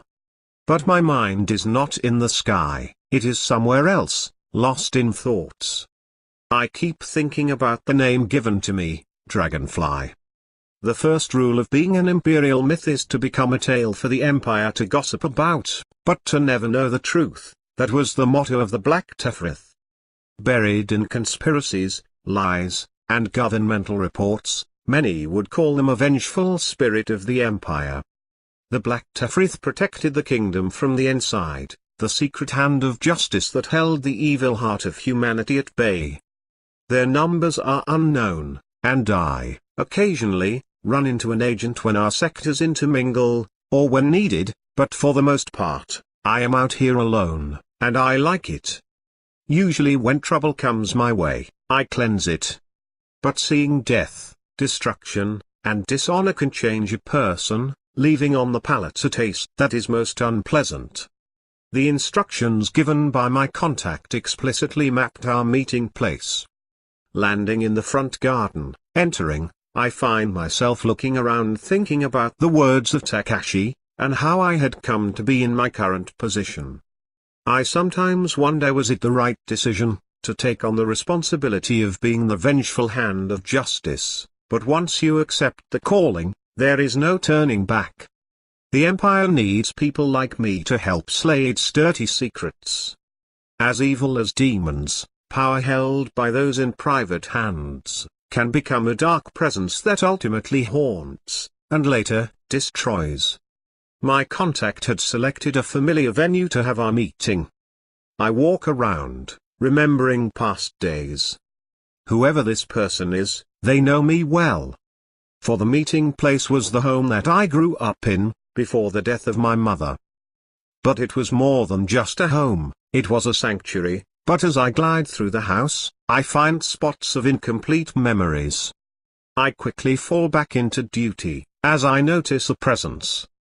Casting an incantation, my senses scan through the many layers of energy and consciousness that permeates the environment. This place of such happiness, now abandoned, sets in quiet seclusion, kept asleep, never to rise again. The house is sad, and I, as well. With hesitation, I bypass the security system, gradually moving to one of the back rooms, where I soon discover my contact waiting for me, and I am not surprised. "I knew you would be here," says a voice that lurks from behind. "This home is always in your mind, even when your body isn't. But this is the home of your childhood, a place that holds your innocence. You're lucky, little one. Lucky that you haven't sold your soul, yet. Would you have it any other way?" I answer, turning around to see a dark figure standing before me, grinning with delight. "If it wasn't for me knowing your MO, I would have arrived in doubt, challenging the honor of your words." "Ah, my dear, it is but a small honor," answers the dark figure, moving closer, laughing. "I have so enjoyed our dance over the last few weeks. But now, we must part ways, little dragonfly. Death to us is always a serious matter, a matter which has brought our meeting, as well as another assignment for you. The last one, but the final one. It will be a true test of who, and what you are, but isn't this what this is all about, testing ourselves, and living with that decision? But this time you hold all of the cards, and be careful, my dear. No second chances this time." As before, I find irritation, and say, "Okay, stop, and tell me straight out, what the hell is going on here?" Interesting the word that you choose to describe the situation. "Hell," says the dark figure standing before me. "That, my dear, is correct, or better yet, to be more precise, a demonic invasion." "You did say, demonic invasion, right?" I ask, not liking the words. "And what type of lead-off should I follow with that? Damn it, you and the people of your organization seem nothing more to me, but a ghost, yet you are telling me that we have a possible takeover of the crown. Our queen is not that weak, and there are many in the divine court, and others in the golden circle, who would bring resistance to such a fate, that is, if such a fate should befall the kingdom." "Fool, their resistance is nothing more but a nuisance," the dark figure replies with arrogance. "This is more than just people, it is an idea that has manifested into a dark and hideous form. Now, I have warned you, if you ignore me, then you will see an empire shattered into oblivion." Silence obscures the room as lights from the outside protrude inward, leaving shadows upon the floor. I have only been familiar with this unknown figure for some time. But it was this same mysterious figure that saved my life many times before with the information gathered. I know one thing, bad things can sometimes come in clean packages, best for me to stay on guard until I can make better sense out of all of this. My contact smiles, and with a few steps to the right, in the blink of an eye, is gone, but in the air, a voice still lingers, speaking to me. "Another detail, I have a gift to aid in your quest." "Good, I hope that it is something that won't almost get me killed, this time," I say with a serious tone. "Your gifts help and hurt with no prejudice for good or evil. You make no sense. You want to help, but always with a test or riddle. Why, what person would do such a thing?" There is laughter in the air as the stranger gives a wild amusement to my words, and then with a whisper of air, a small reflective orb appears before me. Gift-wrapped delicately with a ribbon, a green one. And what is this? I ask, unimpressed, taking it into my hand. And always the green ribbon, always the green ribbon, why? Because it is for you, my dear, the voice answers. But this time, something different, and you are going to need it, for this enemy is none like any other you have bested. Remember the name, Mafius Audium. I am sorry, but that's all I can speak of, but rest assured, you will not be without assistance on this journey. One of my associates will be meeting with you in order to facilitate a successful victory. They will advise you further on the greater details of this situation. Again, you give me a big puff of smoke in my face, I ask, confident in receiving an answer. You are the man with all of the information. Just tell me what is going on. And what do you mean by, another will advise you? As stated, the voice of my contact reiterates. No more can be said, you will be advised. You have been chosen, my lady, and you can't turn away from the call, just as your parents could not. Many eyes are upon you, not only from this realm, but others, as well.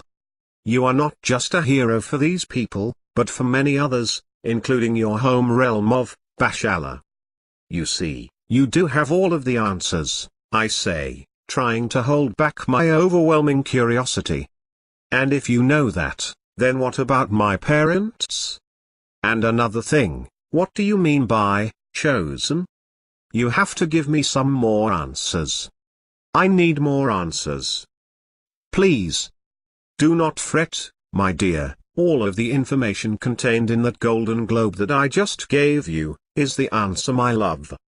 It is the golden path that will lead you towards the truth about yourself, as well as freeing an empire from the evil that still grows and bears a fruit, a dark apple for your dear queen to bite. My divine, I think I understand. The truth coming to me as I cover my mouth, I then continue, yelling out. They're not just doing a coup. They don't plan on using her as a hostage, to barter for political power. Damn it, they are going to do an assassination. Our holy divinity, they are going to kill the queen. Very good, the stranger responds, laughter heard, echoing throughout the room. We knew that you were the one, the Ides of March, are upon us, little dragonfly, and they show white teeth, with a wide smirk, making it easier for them to devour your innocence. These unholy creations will lead you down the rabbit hole to the answers that you seek and desire.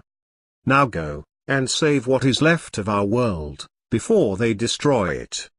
Do not forget the name which I have spoken to you, you will know when to bring it to light again. As the voice fades, I move my hands over the item given to me, causing it to vanish, absorbing it into my consciousness for the review later.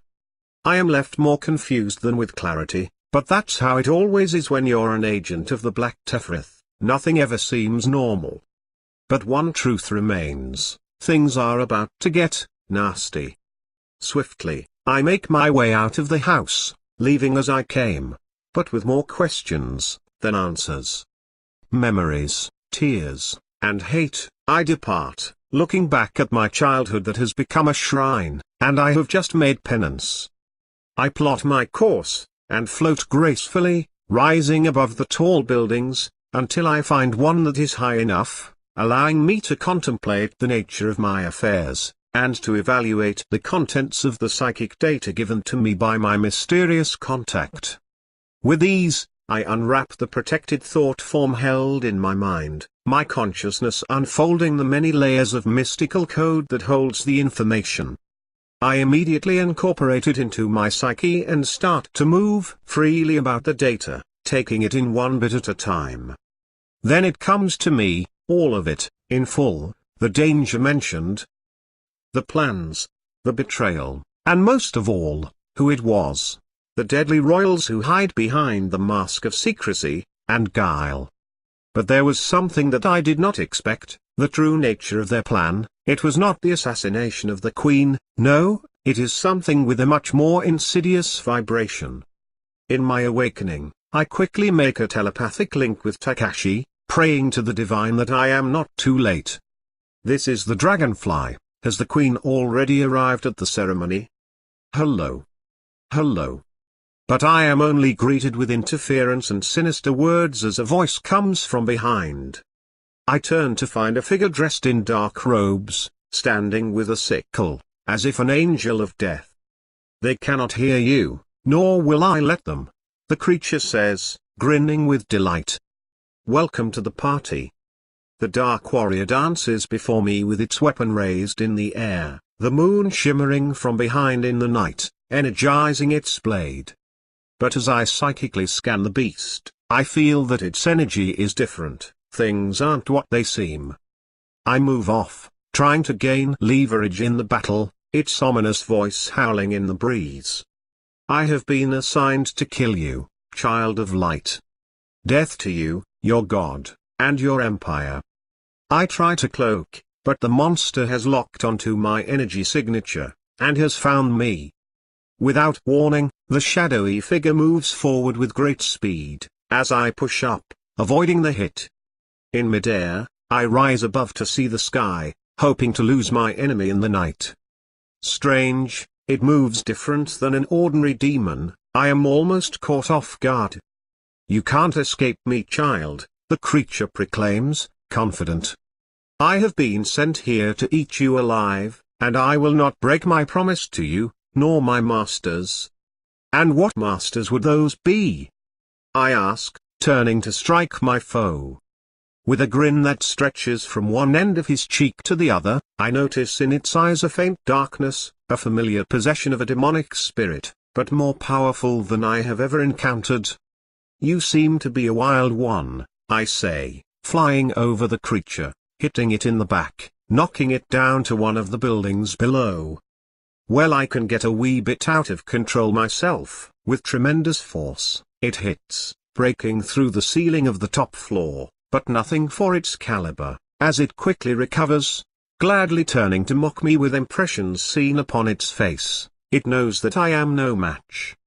In that moment, it launches towards me, as I begin to feel a sensation consume my body. In hindsight, I realize too late that my opponent has caught me within a web of transparency. Damn it, now I'm trapped. In delight, the enemy advances, ready for the kill.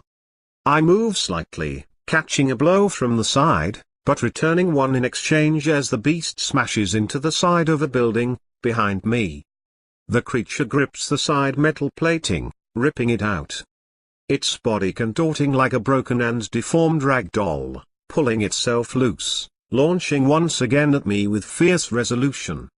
In a dark voice, it yells out in rage and anger. I will eat your soul, little dragonfly.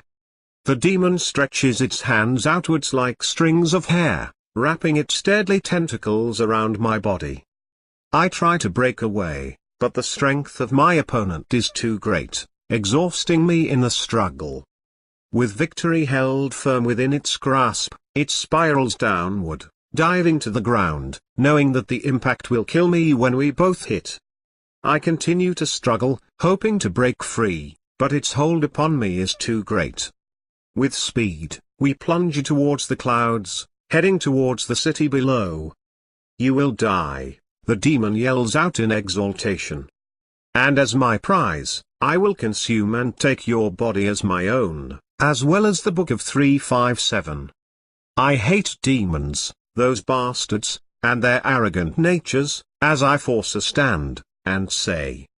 Your kind are so pathetic and pitiful. Can't live in the light unless you have control over the body of a human. When will your kind learn? You escape from the Reaper Zone, and we hunt you down. Who is the lucky victim that you possessed this time? Some street urchin trying to get out of the cold, dumb enough to cross the safety barriers. Did you call out to this one like so many others, beckoning them to come into the Reaper Zone, where you could strip them of their flesh, so that you may walk in the light for a breath in our world? but only for a short time, that is until you have to locate another body because you burn through them so quickly, but that's the life of an outlaw, isn't it? Your kind will always run from the divine light. But you can never hide, and why spawn of the lower realms? It's because you're not alive. You gave up your place in God's celestial kingdom a long time ago, you poor creature, you sacrificed your soul. But in honesty, you never had one. In fact, you're all dead. So, why don't you let me help you complete the task, and rid you from the burdens of existence?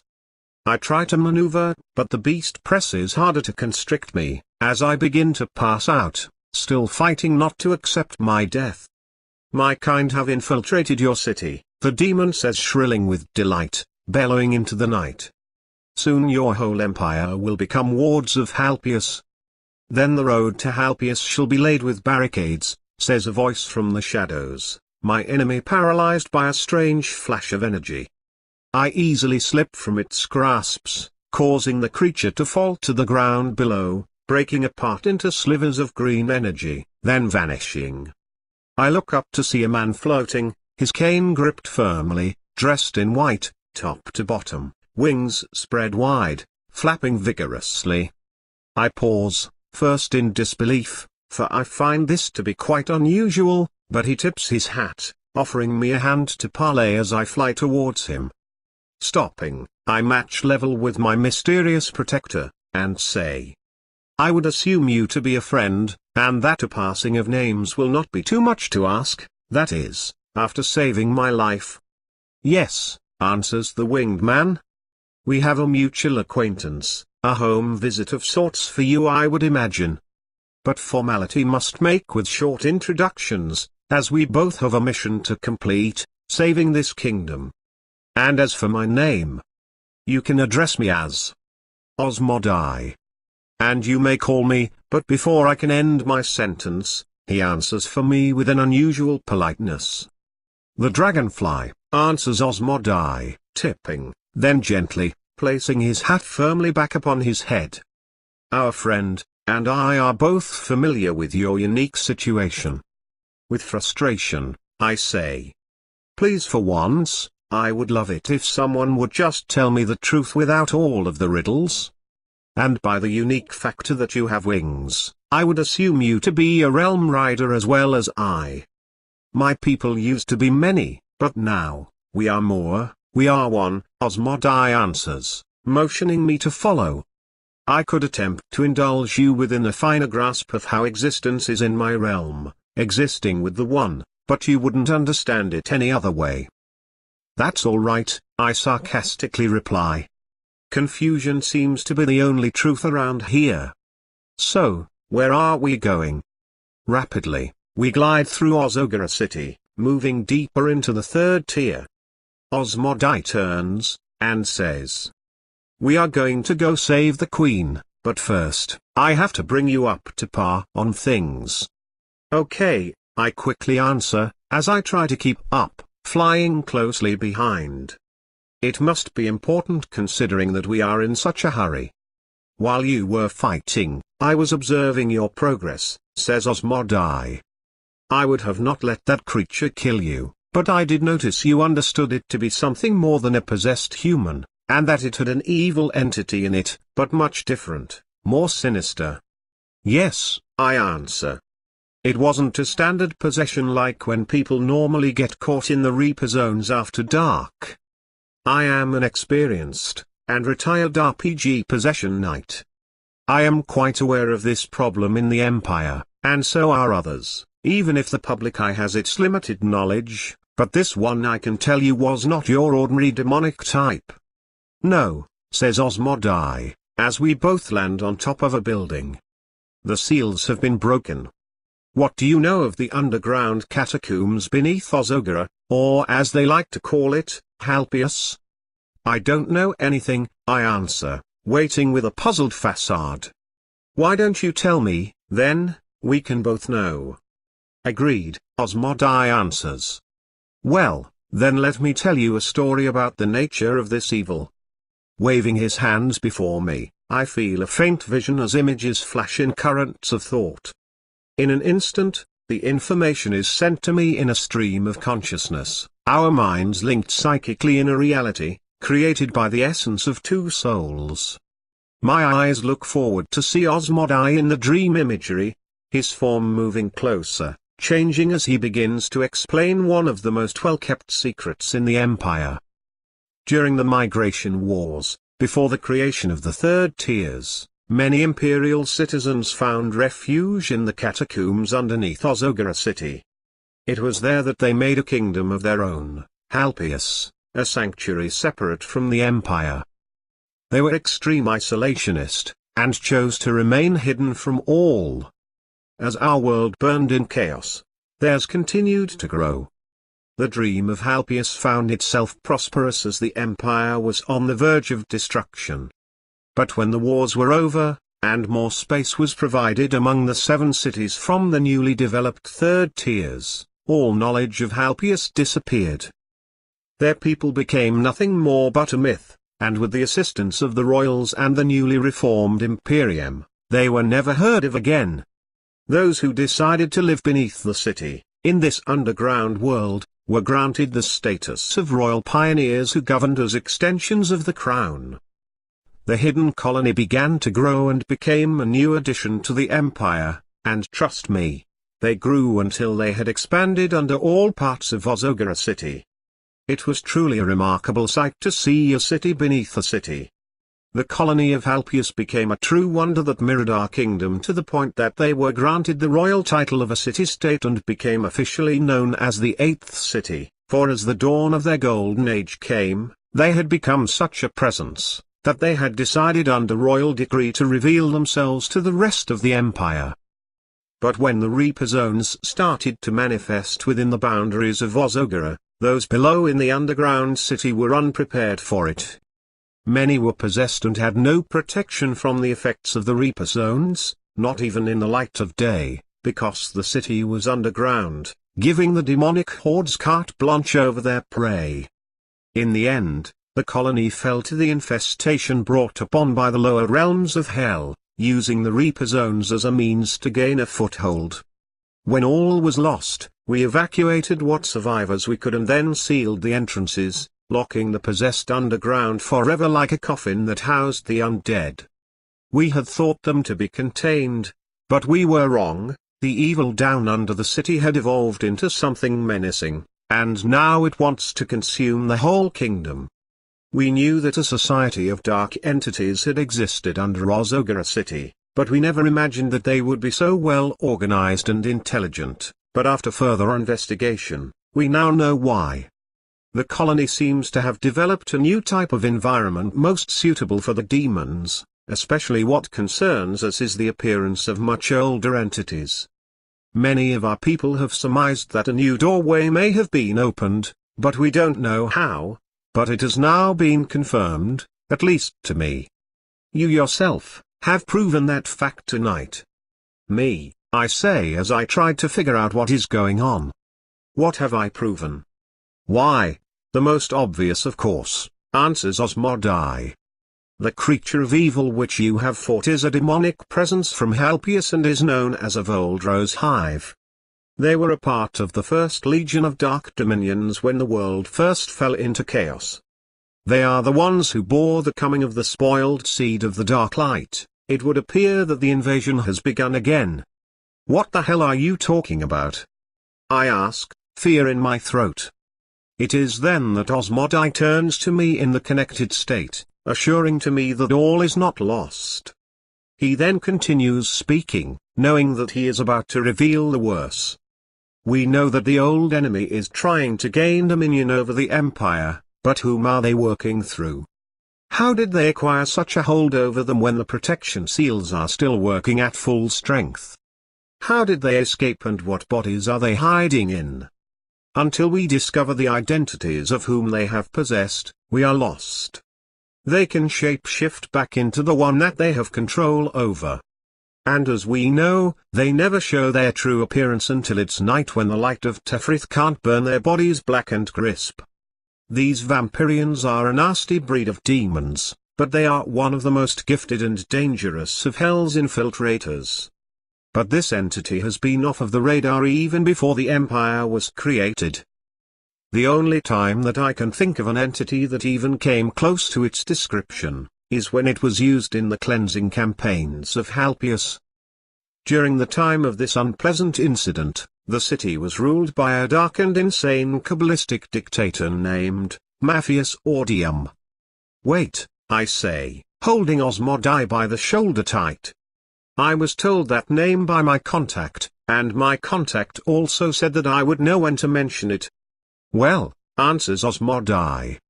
It would deem that this is such a time.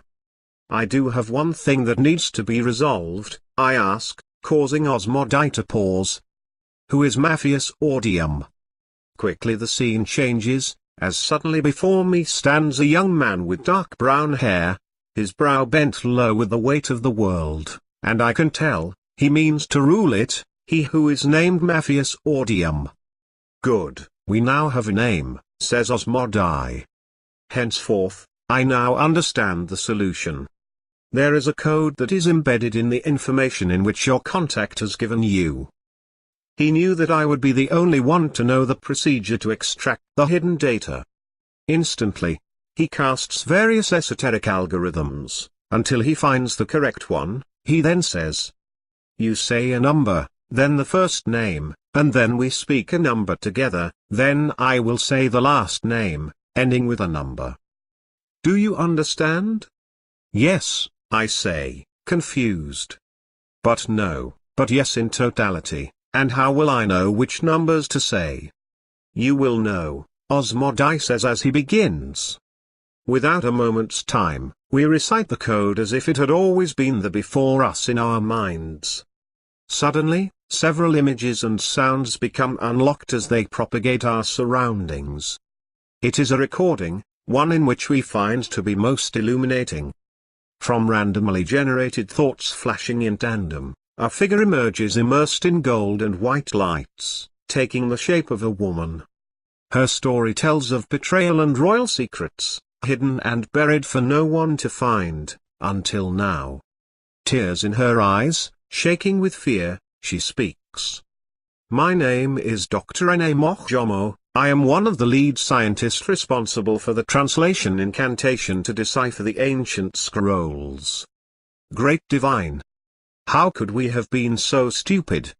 We never intended for our work to harm anyone. Okay. I have to keep it together, and not lose it. Okay, I can do this. Okay, from the beginning. It seemed to work so perfectly. We were trusted by Her Majesty and the SOPL to research the scrolls of the tribe of Tefrith. But they did not know we were developing the translation matrix for other intentions. These were the plans of our true masters. We are so sorry, but we did not know the extent of the corruption in the Empire, or the evil that we had manifested, that is, until it was too late.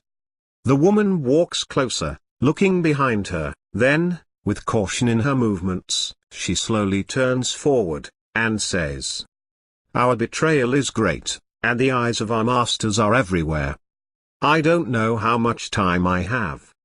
I know that they have already killed the others, and now, I am the last one who holds their secret. Only you can save us, so I am sending this thought form out to one of you, hoping that it arrives in time. It is created to keep broadcasting. It will seek out one of your agents in the Black Tefrith, and alert them of this imperial threat. We couldn't have known the intentions of our masters, and their desire for conquest.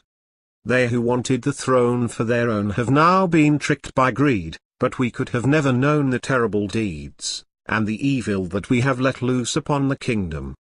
My life will be over soon, but to make my penance with the divine, I must cleanse my soul by revealing the dark royals in the golden circle.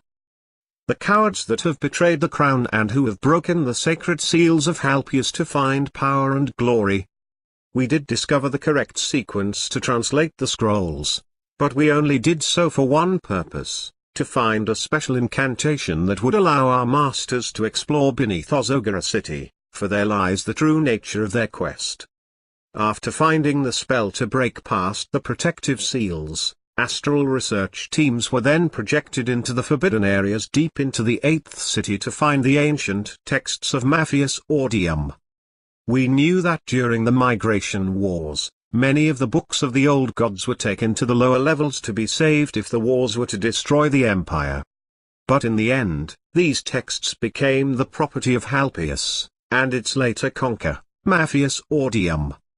He alone amalgamated a text that contained a vast knowledge of ancient wisdom into one book known as the Soul of the Crane of Onuchek, a volume consisting of 356 scrolls with one missing, the last one which would make the volume 357, a key that would lead to the ancient knowledge of the secret divine. But with the barrier seals in full power, they knew that they would have to wait for a special time to penetrate them. And that's when our work discovered an answer. Cloaked within the ancient scrolls, we had discovered a special form of magic that would grant us a doorway into the 8th city. They risked breaking royal sanctions and law, even to the point of using forbidden scriptures from the tribe of Tefrith, stolen from the vaults of the Royal Esoteric Defense Force.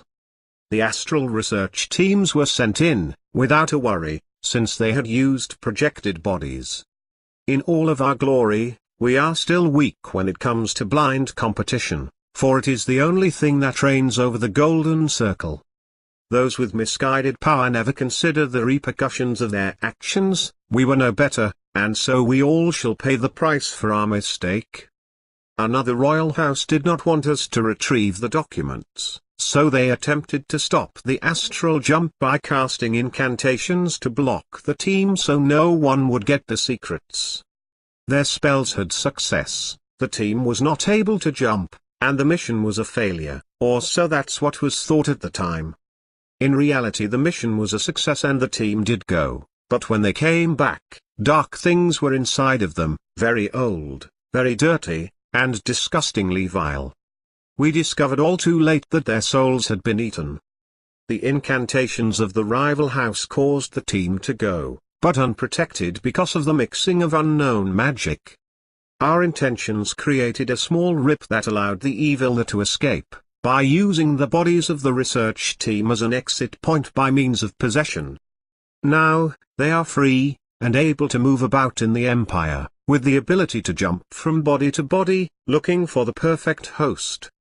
And they are not alone, it was all a setup from the start. They were waiting for us to come, and we fell right into their trap. The woman in the message freezes, as she stands there in horror to what she has witnessed. She then builds up enough composure to continue speaking. We never experienced something like this before. These possessions were different, malevolent in nature. It can split itself up into multiple bodies, and does so at its leisure, but the process will lessen its power when done so. This is because it is not just one demon, it is many, for this entity of darkness holds all of the damned souls trapped in that city when it was taken over.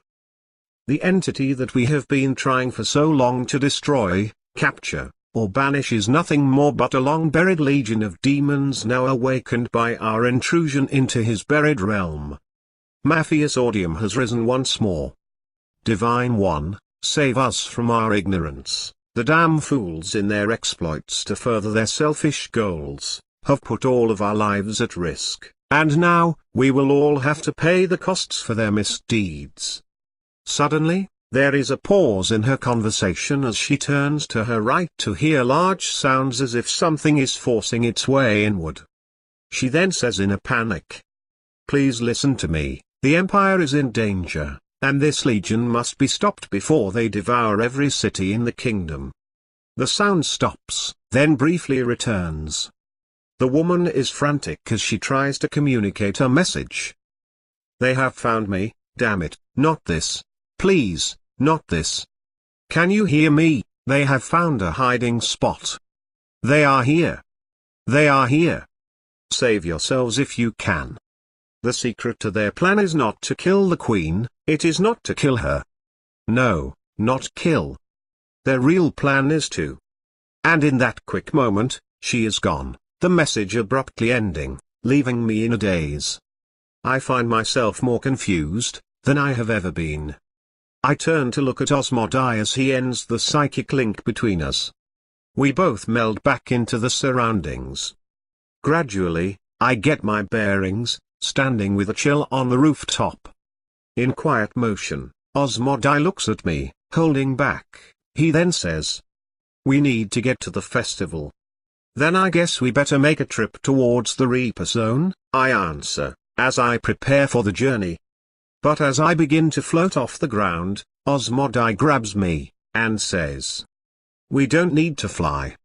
Stay right there." As he pulls me back, a fog rises above us, whirling and mixing with our forms until we are both a fine vapor, and then, gone. Within the swirling mist, our forms are held in stasis as we are teleported to our destination in a fashion I have no way of truly explaining. I now have to consider Osmodai to be one of my most interesting contacts, for I never expected anyone in the kingdom to wield such magic at this magnitude. Instantly, we materialize on top of a building somewhere in the 3rd tier. In the distance, I can see the lights of the festival, bright, and with people dancing, having fun, and amusement. Something not frequently seen in these parts after dark. I turn to Osmodai, and say, "That was a nice trick. Very handy for traveling, but one thing still boggles my mind. How the hell did you do that? Your kingdom does not possess the skill of celestial bilocation, but I am older than they. For I am older than this empire, like my friend who made contact with you in your old home. We both carry similar ties to the past, that is, before the world became lost in all of this darkness. We are kindred spirits. We are all strangers here from other lands," answers Osmodai, as he motions for me to follow. With ease, we both rise, gliding towards the festival. Our eyes locked onto the night as we move over the buildings, homes and deserted streets of the 3rd tier. Below, people remain locked in their homes, their esoteric shields at maximum, hoping to stay protected through the night. A strange stillness seems to move about like the angel of death, as the night makes its usual introduction to the city with various creatures and dark spirit forms. We leave the disturbances to the local RPG units, as we move towards the festival with haste, its lights becoming brighter as we float closer. "This yearly observance is a good thing that our queen has declared," says Osmodai. "It always brings favorable gestures with the people when the monarchy gives a kind hand. This Scala affair is nothing more but a way for the kingdom to brave the night, and to know that they are not alone in the dark. For as a people, they will overcome the past, and the night." The festival of the Nightfall, as always, was held at the Ozogara City Reaper Zone, also known to many as the Dragon's Den. It was considered the Empire's stand against the darkness that befell them. Each year, the Queen would hold a city-wide event that lasted for 3 days, and at the ending of the affair, all citizens from every corner of the Empire would be able to come to Ozogara City, and attend the last spectacle, which is presided over by the Queen herself, as well as a majority of royals at her side. All citizens are given free esoteric personal shields, and other protection during the night. Additional safety markers are placed around the area, indicating the boundaries of the esoteric shields encircling this evening's event. Citizens would stand in unanimity with their queen, showing that our empire shall stand as one, to endure the night. Today, 3 Reaper Zones remain in the empire, permanently rooted to their cities. They stand as a reminder of how evil is always trying to enter our kingdom, to destroy us. Rio Gaia, Thames Crossings, and Ozogara City held these massive areas where the esoteric shields are neutralized. Only the light of the day holds their evil at bay and lets others venture into their abandoned wastelands. Under royal proclamation, no one is allowed to go into these zones, but some still take the risk during the light of day to plunder the area. Royal patrols constantly monitor these regions to make sure that no one violates the sanctions, but that is not a problem. Most people know to stay away because of the dangers of demonic possession. I don't understand, I say to Osmodai as we fly over the rooftops, moving closer. They don't want to kill the Queen, then how the hell do they plan on taking over the Empire? The only thing would be possessing her. We both bellow at the same time. As we lower our descent to the ground, Osmodai turns to me, and says, "That's what we must find out. How are they planning on possessing her?" "The only way I can think of is direct contact," I say, trying to figure out the puzzle. "But how are they going to make that happen? They can't do it in daylight. In fact, she never goes out into public without some type of protective incantation. She will be impenetrable, as well as the rest of the public. They will all be protected. So, how the hell is the impossible going to happen?" Then it hits me, almost causing me to stop in mid-flight. As I catch up to Osmodai, I turn with the answer. "What do we know about Mafia Sordium and his knowledge on the Reaper zones? Do we have anyone who has that information? What about you, old man?" "I am not old, I am immortal," says Osmodai. "But not without limitations in the understanding of some things, but needless to say in my misgivings, and failure to avail myself in that field of knowledge, I can still acquire the information." Moving his hand, he causes a thick cloud of colors to form that bends and moves, taking shape under his voice and will. He then replies, "Well, apparently, your reference pertaining to my age is accurate, for as it stands in truth, I will have to call in an old favor, from an old friend." Once more, before us, the mist begins to take shape, changing its nature into a familiar image that I have seen before, but never thought to meet. The name of this individual that now stands before us, taken shape from the cloudy matter, is a name that is rarely spoken without some type of mystery and awe. Time seemed never to catch up with her, for she barely aged. She who led the war against the demonic insurgents of the Reaper zones when they had terror over the kingdom.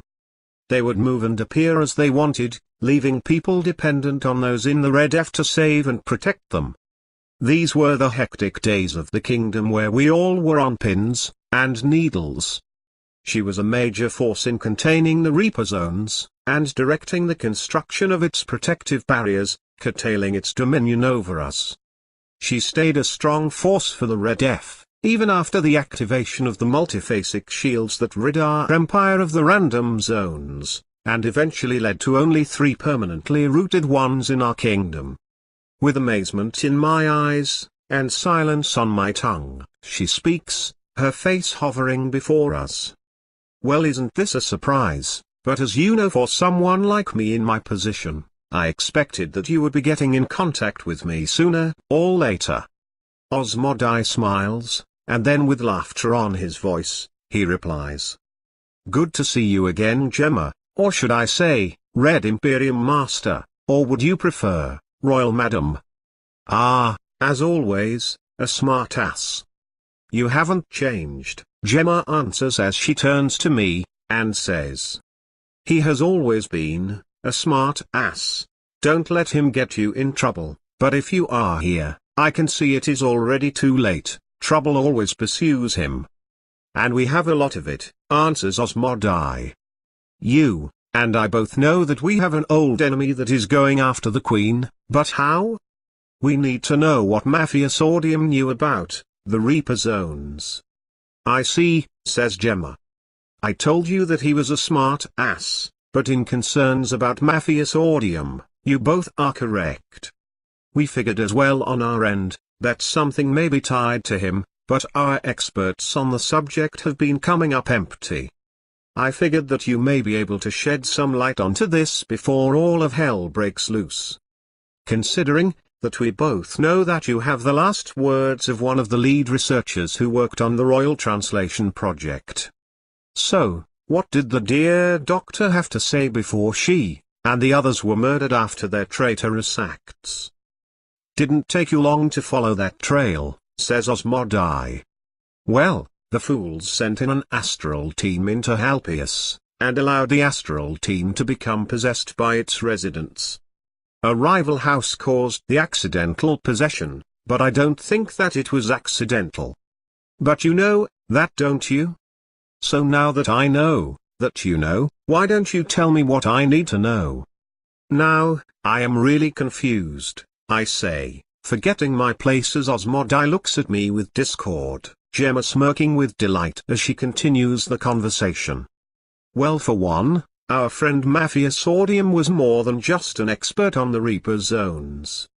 He was a genius and a believer in their presence to be a means of cleansing humanity.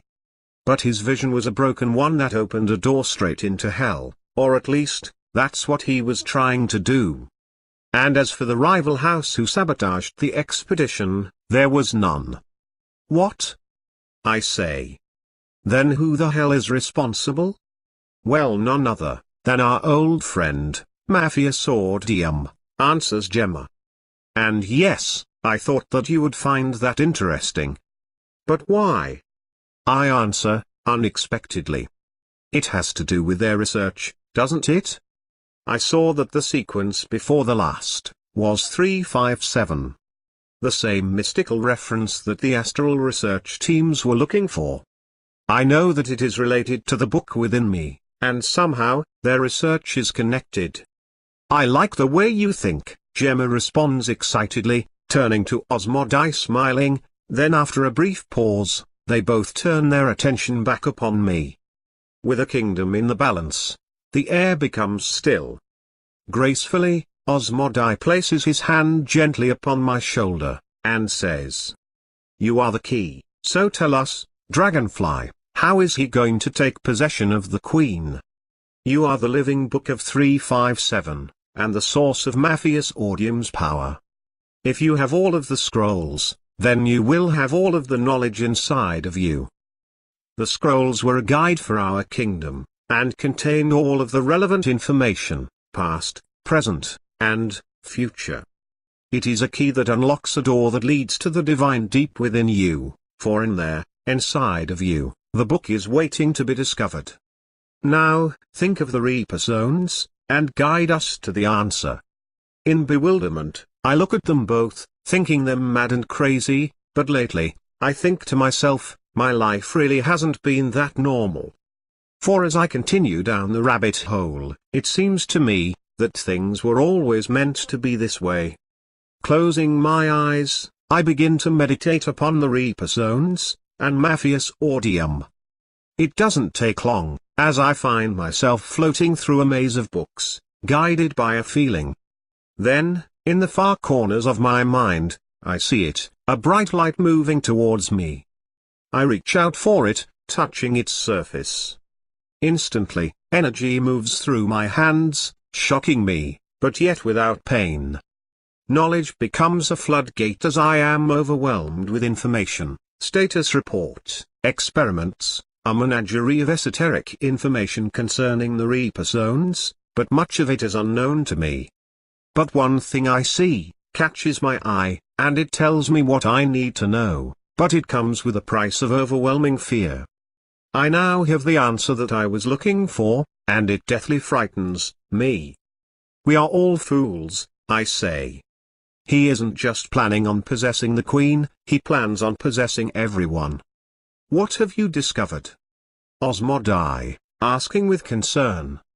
He then says, "What do you mean everyone?" As I come out of the trance, still dazed, I yell out. We were wrong about the Reaper zones. They go through a period of fluctuation. Their boundaries aren't fixed. Every so often, when the 7 mystic planets are in alignment, their boundaries shift for a moment. Their perimeter becomes either bigger, or smaller. Eventually, they return to normal. But this time, they will grow to an enormous size, engulfing the surrounding areas, including the Queen, and everyone who will be at the festival tonight. Come midnight, the Reaper zone will expand, and everyone will be helpless from the demon attack. And I don't mean just the festival, This will include all of the neighborhoods near the zone as well. My divine Lord in heaven, there will be too many people to evacuate by midnight. They will have an army of bodies to possess, as well as our queen. She will be the primary target of possession for Matthias Ordium. We need to stop them, but how? Osmodai knows with conviction that my words bring over surmounting risk, but also a chance for survival. He then speaks. She is right, there is no way to save those people in time, but if we can kill the Voldros hive master, Matthias Ordium, the evil that he has become will return to the lower realms, causing all of the demons to fall back into Halpius, henceforth, cleansing the threat to the Empire, and saving our lives as well as our queen. Understanding the strategy, I step forward and say, I will have to stop him before he enters the queen, and takes control of her. It will be very dangerous, Gemma responds. He may even kill, or possess you. The body that he has must be with the royal procession, but where? How are they going to do it? All individuals, even those in the crowd, are constantly being scanned when in the presence of the divine court. As a security measure, the Black Tefrith, along with the Red F, are constantly monitoring the divine court when they are in the public eye. So, why aren't our people picking up any of the infiltrators? Somehow, they are using an incantation to mask their presence. Any demon that is even close would have been spotted on the psychic defense net surrounding the queen. We need to get down there and investigate the scene ourselves, I say anxiously. She is right, Osmodai says with great concern. Gemma, we are going to need your assistance in this one. My forces are already en route to you right now as we speak, answers Gemma without hesitation. We will deploy defensive measures around the public when we arrive. I will alert my agents that are already on the site. What about Her Majesty? I demand, but my words are interrupted by Osmodai laughing. He then says, she above all, is the safest at that festival, you see, Her Majesty is never alone, nor weak. I look at Osmodai, perplexed, but before I can comment, Gemma interrupts. I am trying to send a transmission to my security forces already on the scene, but communications seem to be blocked. I think it is already beginning. I am missing something, I answer, still trying to review the information in my mind. Something doesn't add up, but I don't know exactly what it is. I need more time to explore the incantations. That's something that we don't have, Gemma says. I will place my team on high alert, and be prepared for anything. You will not be engaging normal demons, these ones are extremely dangerous, and most of all, extremely dedicated. What do you mean?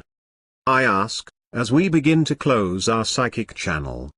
Never you mind, Gemma answers.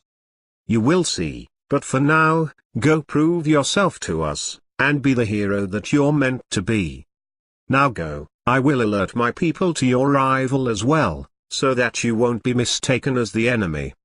Osmodai, be on your guard, we don't know what to expect from Matthias. If you can't stop them, then we must be ready for war.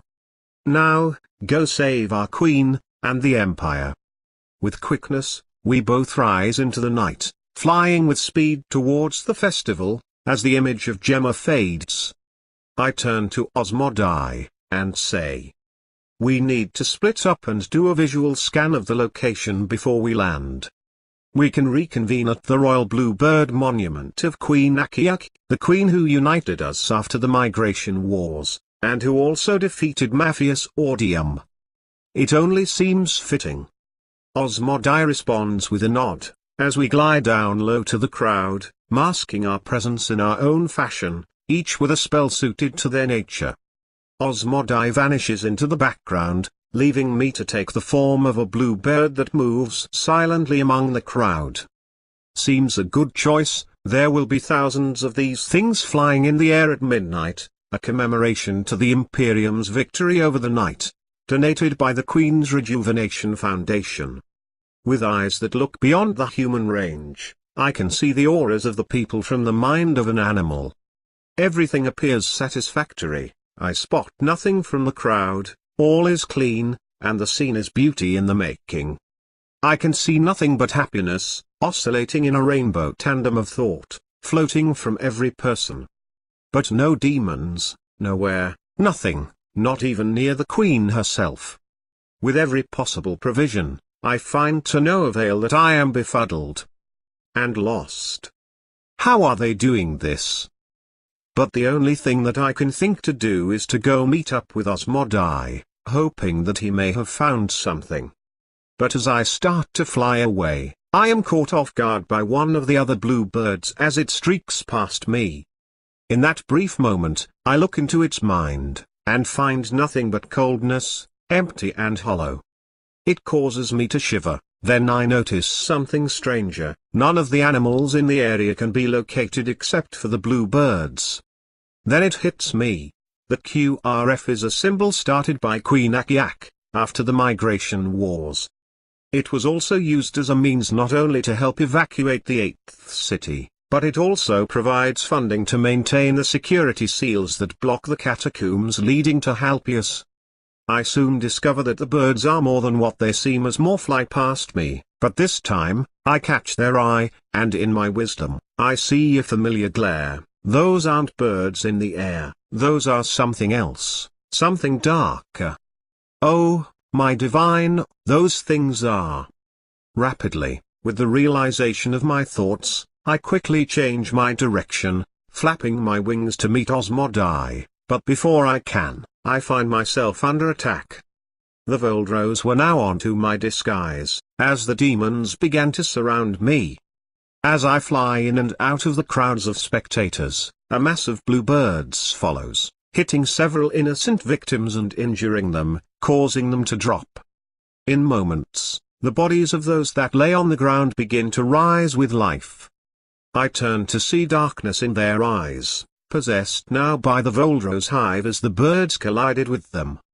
At that moment, a wave of panic surges through the festival as birds drop from the sky attacking, taking over random bodies, trying their best to capture me. I find my escape to be difficult as grasping limbs, wings, and angry eyes attack from all sides. Frantically, I decide to dive upwards, flapping vigorously, only to my mistake to find hands coming towards me as I am carried away. I find myself to be a useless thing, held tight in grasping palms. I have failed, and now the enemy has a prisoner. I glance up, hoping to force the release of my enemy, only to discover that I am being held by Osmodai, my savior. He then says, "I saw them going after you, and figured out what was going on. The birds are now converting into their demonic forms, attacking citizens, turning them into the possessed living dead. Apparently, you upset the party before it could get started. We have to get down there and save them," I yell, transforming back into my original form. "They are starting their attack right now. We have to save the Queen." "No worry, Gimmel has already deployed her Red F ground forces," Osmodai says, looking up towards the distant night sky. "And I think you are about to see what she was talking about in terms of a surprise, a royal one. Remember, the Queen is never alone, and Her Majesty is never unprepared."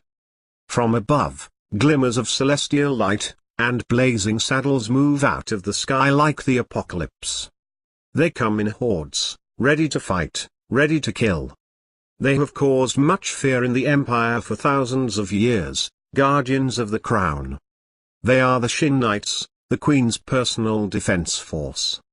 Demonic forces, controlled by Her Majesty, they are only seen at special occasions, but for the most part, the public is not a witness to their existence, only in passing words due to their uneasy natures. What better a way to fight a demon, than with another demon? Instantly, the Shin Knights engage the Voldros hive, showing their strength as explosions of magical chaos are heard throughout the area. Some people run, some stand to watch, while others are attacked, and lost. In the midst of pandemonium, royal security operatives from the Red F attempt to move the Queen to a safe spot. As the Shin Knights become absorbed into the battle, protecting their master, she refuses to leave, yelling out her orders, firm and clear. Go and protect my people first. From my location, I can see that they fight an impossible battle, their weapons stopping any intrusion towards the Queen, but the numbers are too great. They quickly retreat behind a barricade, taking up a defensive position. I turn my eyes towards the moon, knowing that the midnight hour is close at hand. When that barrier expands, it will allow every demon that is in that Reaper zone to overrun our forces. We will be outnumbered beyond odds, and they will have all of their powers activated as if they were in the forest.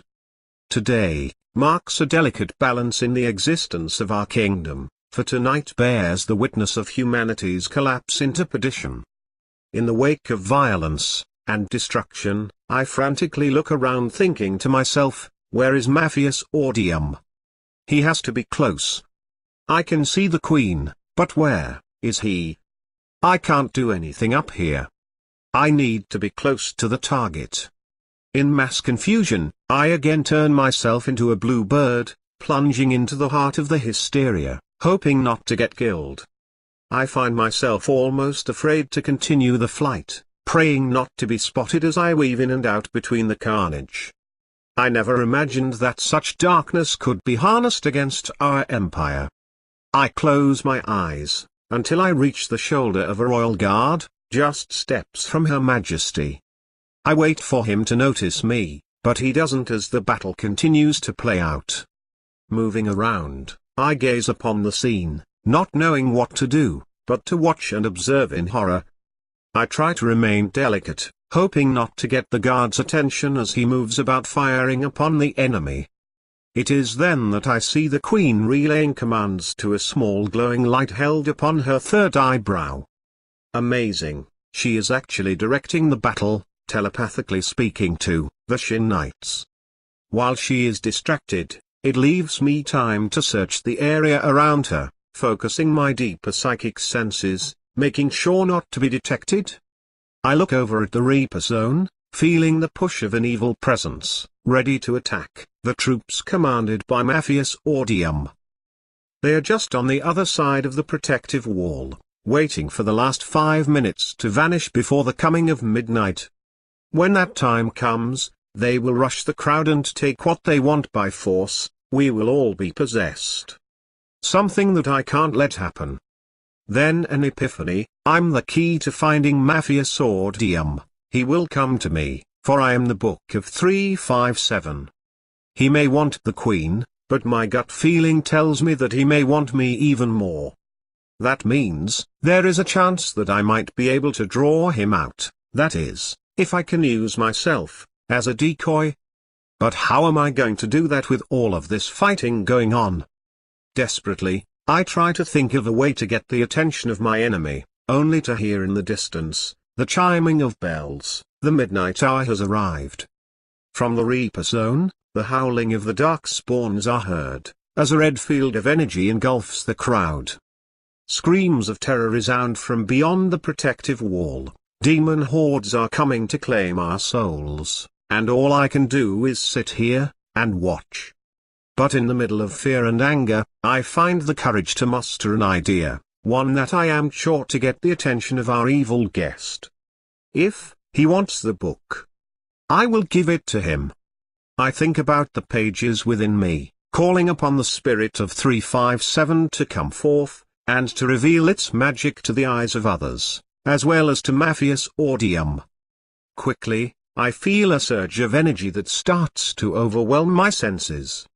I become so engrossed in my focus, that I lose concentration with the world around me, and fall to the ground, blacking out.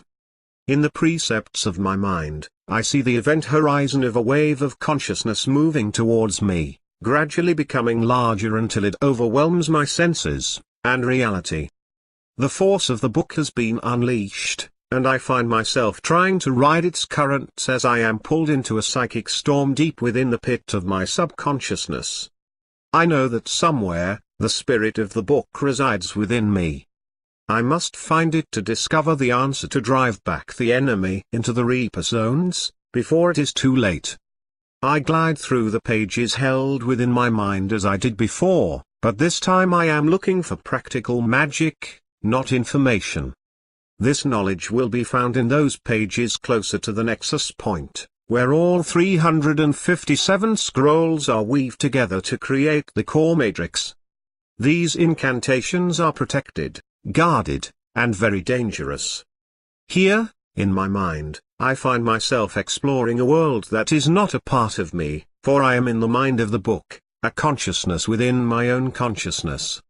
The truth is almost too much to bear, but the Book of 357 is a living creature, a servant of light, born of the magic contained within these pages. I had discovered its true secret. It was more than just alive, it was a part of the Divine One, linked somehow to the Unity Gates, the true keeper of ancient knowledge. My mind and body housed another, I was a host, and in an essence, possessed, but still in control. Ironic that I would become that which I used to hunt, but now for the good. Through glowing triangular arches, I move past the various sections, my eyes searching for something that will stop the expansion, possibly blocking the demons from entering the city. Only the spirit of the book can answer that question, but in order to achieve this goal, I will have to face it personally. I need a guide to help me, and what better a guide than the guardian of the book itself, that is if it doesn't kill me first. It doesn't take long for me to find the entity that is the spirit of 357, it must have known that I was coming, for I find it here, ready to greet me. I look upon its brilliance, form and light. I can see its divine connection, and know that I am in the presence of something that I have yet to comprehend. With nothing to lose, I speak. I need your help to stop Mafia Sordium, or many innocent lives will perish. Please help me save them. The entity remains silent, as I stand there, waiting for a reply. I then say in anger, "Why aren't you answering me? How can I stop him?" A grin suddenly moves over the face of the spirit, as it begins to change form into the one figure I did not expect, Mafia Sordium. What is this? How can this be? All souls that pass through the pages of this book have their minds impressed upon the will of the Great Guardian. In essence, I am more of the people who have added wisdom to this book. I am an amalgamation of all the souls who have put a part of themselves into these pages. You asked the question of stopping Mafia Sordium, so I am he who has become the answer in which you will seek, the one you wish to stop, and yes, destroy. I do have your answer, but it is perilous, and could cause more trouble than good. Are you willing to risk your whole kingdom on the faith that you will save the day? How strong is your bond with the divine? Strong enough, I answer back with a snip. The entity smiles, mocking me. It then says, "Good, pray that you succeed." Touching the hands of the angelic-looking creature, I begin to feel a tingle that steadily centers onto my chakras. The Kundalini energy moves up my spine until it reaches the crown of my head, opening a gate to my soul. It is at that moment that I not only see the world through the eyes of Mafia Sordium. I am Mafia Sordium.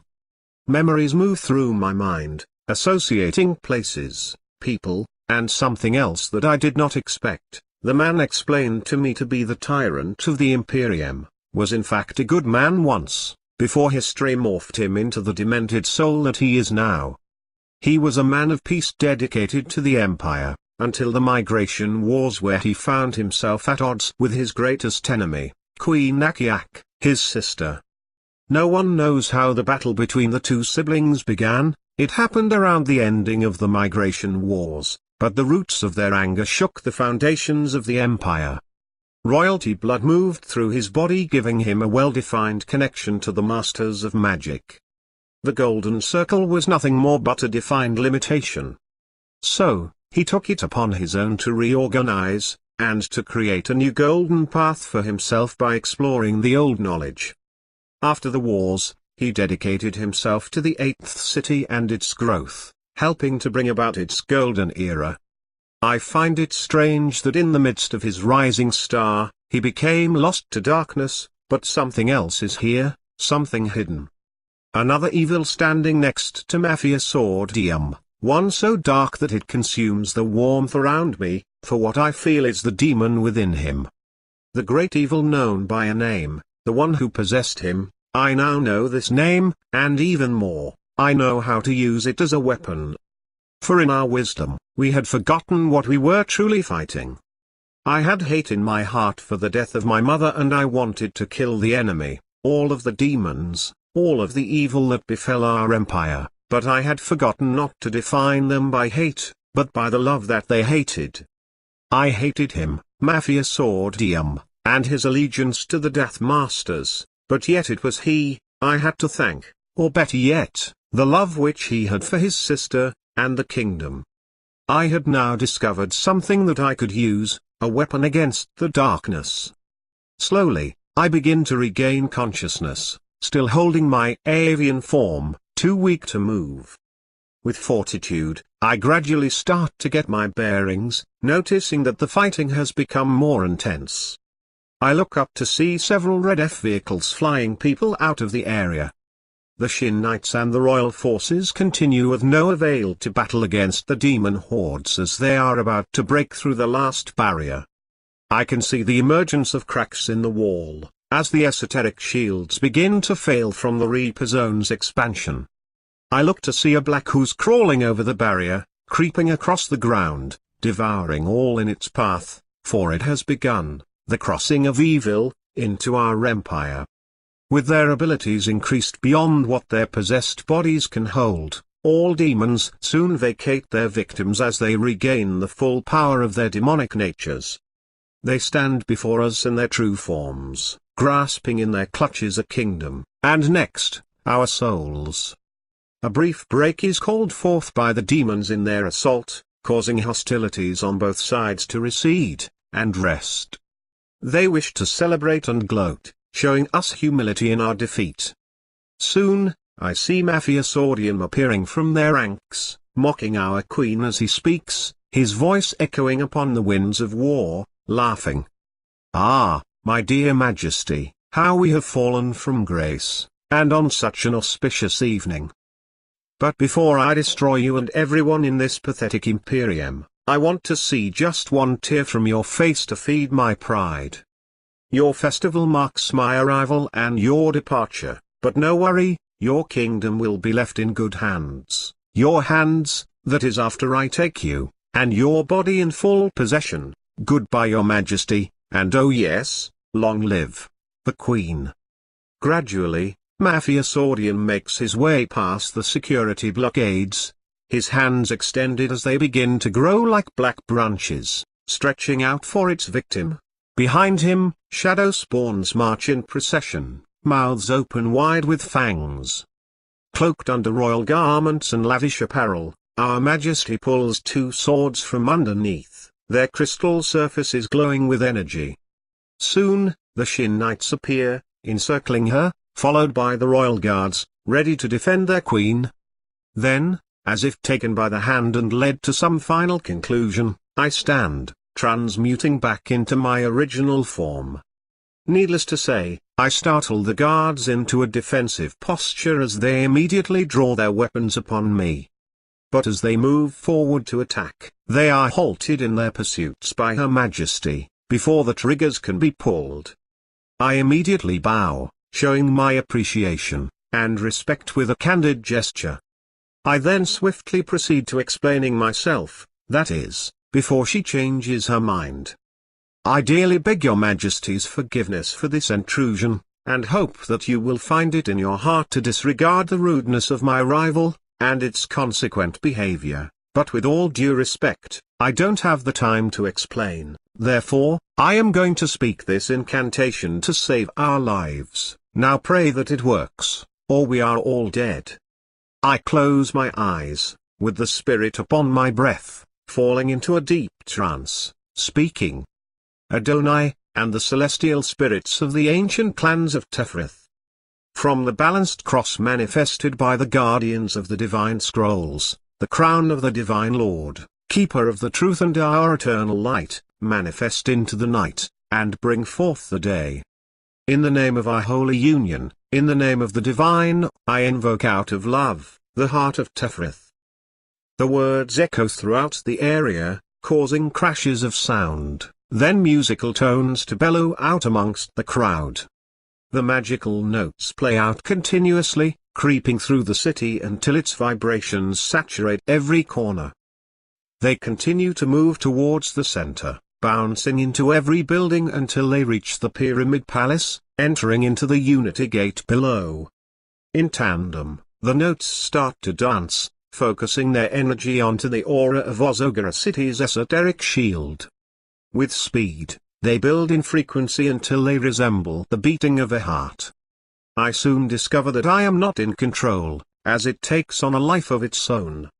Then, in a blazed miracle, the force within the gate begins to swirl, until it consolidates to become a large ball of energy, rising into the air until it finds itself directly over the city. From incantations long forgotten, their presence becomes known to all as the demon horde stops in its tracks, pausing as lightning consumes the sky, their attention drawn towards a quick resolution. I turn towards the sphere of energy hovering above the center of the city, speaking the last incantation to activate the spell, but nothing happens. I am stunned, foolishly letting my guard down. With haste, I regroup, drawing my sword to witness evil transmogrifying as it gathers its strength to fight. Jumping high above, I land several feet from Mafia Sordium as he alters himself into something horrific, regurgitated from the putrid bowels of hell. In resilience, I stand, waiting for the entity to consolidate its form, as dark claws from within its torso reach out, tightly gripping my throat. With voracity, I continue to struggle, as my senses begin to see behind the Voldros, an agent of the first enclave to the Death Masters. In that instant, the true face behind Mafia Sordium is revealed, the demon who is the empty soul where once stood a man of great good. Spoiled and betrayed by those in his own kingdom, the eighth city became his tomb, and now, he had been reborn to bring destruction. But as the demon moves closer to consume me, it says, "When I eat your soul, the book will become a part of me. All of your souls for me and my children. We shall consume your kingdom, and you, my dear, shall be my first blood victim." The demon squeezes tighter, moving closer to my face, its breath making me sick with nausea. I try to resist, but start to feel weak, as it slowly drains my life. Faintly, with enough strength, I hear its words, as it continues to speak, mocking my defeat. "They should have trained you better, but no matter, when I have discarded your dead and useless carcass, I will take great pleasure on feasting upon your queen. I will eat her soul, and then I will know the mind of all queens, especially my old hated acquaintance, that is, my sister. Even more benefit, it will be as if I killed her with my own hands. All of humanity will be a gift to my dark lords, and by that evil blessing, I shall live, forever. Then maybe you should learn to stop talking so much." The voice comes from the queen, her blurred shape coming from atop in great speed. With strength, she takes both of her blades, pushing it deep within the eyes of the creature, causing it to relinquish me. As I fall, it also knocks Her Majesty to the ground, the demon bellowing in great pain. Hitting together, Her Majesty and I both roll over, the beast towering above us. She then turns upwards to the heavens, her voice yelling out, "Open the gates of Tephrith! Open the gates of Tephrith! Open the gates of Tephrith!" Without warning, the bright sphere of energy hovering over the city, mixes with the magic of our queen's voice, causing a gust of wind that invokes flashes of energy to become thought and spirit. Overhead, in the illuminated sky, now bright, the sphere activates to become a replica of the sun, Tephrith.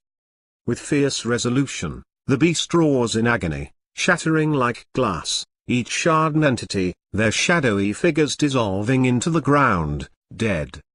I wait to ensure that the beast is defeated, carefully looking over the debris with my eyes, as my body falls to the ground in exhaustion. I later awake to see the rising of daylight, the horns of the morning gavel being heard throughout Ozogara, signifying the end of the night, and hopefully, our war. In the aftermath, I find myself sore, sitting, but alive, and in amazement. I turn to see Her Majesty staring at me with her entourage, closely behind, the Shin Knights included. Red F ground troops are seen rushing towards the scene, concerned with securing the location and reporting to their superiors. Many of them reference to the Queen as I sit back, not knowing what to do, or even knowing what will happen. How long have I been out? I glance around to see the Shin Knights watching over me, waiting for any type of hostile move, but they get none, as the Queen approaches, her swords housed back within their sheaths, recovered, still stained with blood. With curiosity, she walks towards me, the royal guards behind her. Gesturing to the Shin Knights, the Queen gives an order causing the massive beasts to retreat from my presence. Quickly, they vanish in a mist of black smoke, leaving Her Majesty, and I, to talk alone as she dismisses her guards, and those around her. I bow, lowering my head, showing respect for the crown. It is then that she says, "Strange to find one such as you on this battlefield. But bird, or not, methinks more of not, for in all honesty, it doesn't really matter, my unusual friend, our little dragonfly. But a name does not cast a light upon deeds, only actions will, and this night, you have done for us a great honor, for not only do I owe to you my life, but the life of a kingdom as well, for your sacrifice has aided in its survival, and our way of life as we know. But it will come with a price, and for this, I am truly sorry." Looking over to my side, I can see a crowd, as survivors from tonight's ordeal take witness to a sight they have never seen before. Me. TV cameras, reporters, onlookers, and more who had been at the festival, stand behind barricades, wondering about tonight, and better yet, what am I? In the mass confusion of the battle, I had completely forgotten, I am not from this realm, and my appearance attested to that fact, as shock runs through the faces of those watching me. I begin to feel out of place, as I turn, hoping to slip away, but before I can, I am stopped by the overwhelming sound of cheers, whistles, and loud voices yelling into the air acknowledging me, even with the truth before their eyes, knowing that I am a realm rider. Gently, the Queen steps to my side, and says, "Your mentor Takashi was correct when he told you that we were set upon a new age, this empire and you as well, my dear. You are the gateway that will lead this kingdom into new beginnings in which you have yet to comprehend. You will never fight this battle alone, my dear little dragonfly. He is correct, you know, look at them. Our people need you, this Imperium, it needs you, and as well, so do I. But look at me, my queen, look at them, how can they still accept me, why do they accept me, why do you?" My answer begets a smile upon her face, giving the only reply. "Because you are their hero. Dragonfly. You will find that responsibility such as this to a kingdom can be most rewarding as well as taxing in its own, but that is something you will discover in due time." The Queen looks up, directing my attention to Osmodai, hovering beyond the range of immediate detection. In a slight gesture of gratitude, he tips his hat, knowing that we will see each other again, and with a blink of an eye, he is gone. I turn to the Queen, and ask, "So, what do I do now?" The Black Tefrith knew this day would come, as did your mentor Takashi. As to your need of discovering a destiny, I can grant many things in this kingdom, including life and death, but as for an answer to a question solely meant for you, I have no such power to give, for I too am a servant of the Divine One, as you are too, my dear. I knew your mother. She had originally been chosen to be the hero of our kingdom, but as you know, plans change. She was a good person, and a value to this empire that can never be replaced, but she is not here anymore, and the burden of her once great mission must now fall to her daughter. But as always, the choice is yours, and they, an empire, is waiting for a reply. So the question still remains. What are you going to tell them? What are you going to tell them, my dear Bessie Cranach? With caution, and a little trepidation, I walk forward, not knowing what letters to build, what words to create, and what sentences to gather for millions upon millions who now know that a being from another realm, a realm rider, has come to be among them. Before the cameras, people, and all, I bare my soul to an empire. I make a pledge to render protection against the evil of the night, demonic, or human, who threaten all. I am the vigilante who gives no mercy for those who hide behind lies, living on the backs of the weak and innocent. For a new age has come upon humanity, and I will help to lead the way as a hero for the people in the memory of my mother. My hero. When you wake up today and read the newspapers, and see the TV broadcasts, or hear the truth spoken from the radios, your computers, social media, mobile phones, esoteric monitors, and all manners of magic and technology that can send information, you will question, how can this be, how can I be, this traveler from a far-off land? A warrior that holds the night at bay, to vanquish evil into the light of Tefrith, and destruction. How can this be? No choice, because it has to be.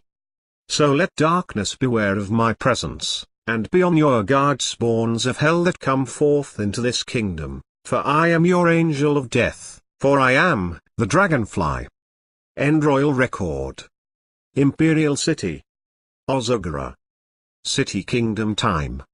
12:45 OCNT, Ozogara City, Night Time. 3rd Tier, Ozogara Reaper Zone. Monk 12th Level, Bessie Cranach, Shrine of Protected Light, SOPL. 7th Order of the Seraphim Dragon. Priesthood of the Black Tefrith. So, concludes our journey into the 7 cities. But try and never forget, that the night is always waiting. Doors will open.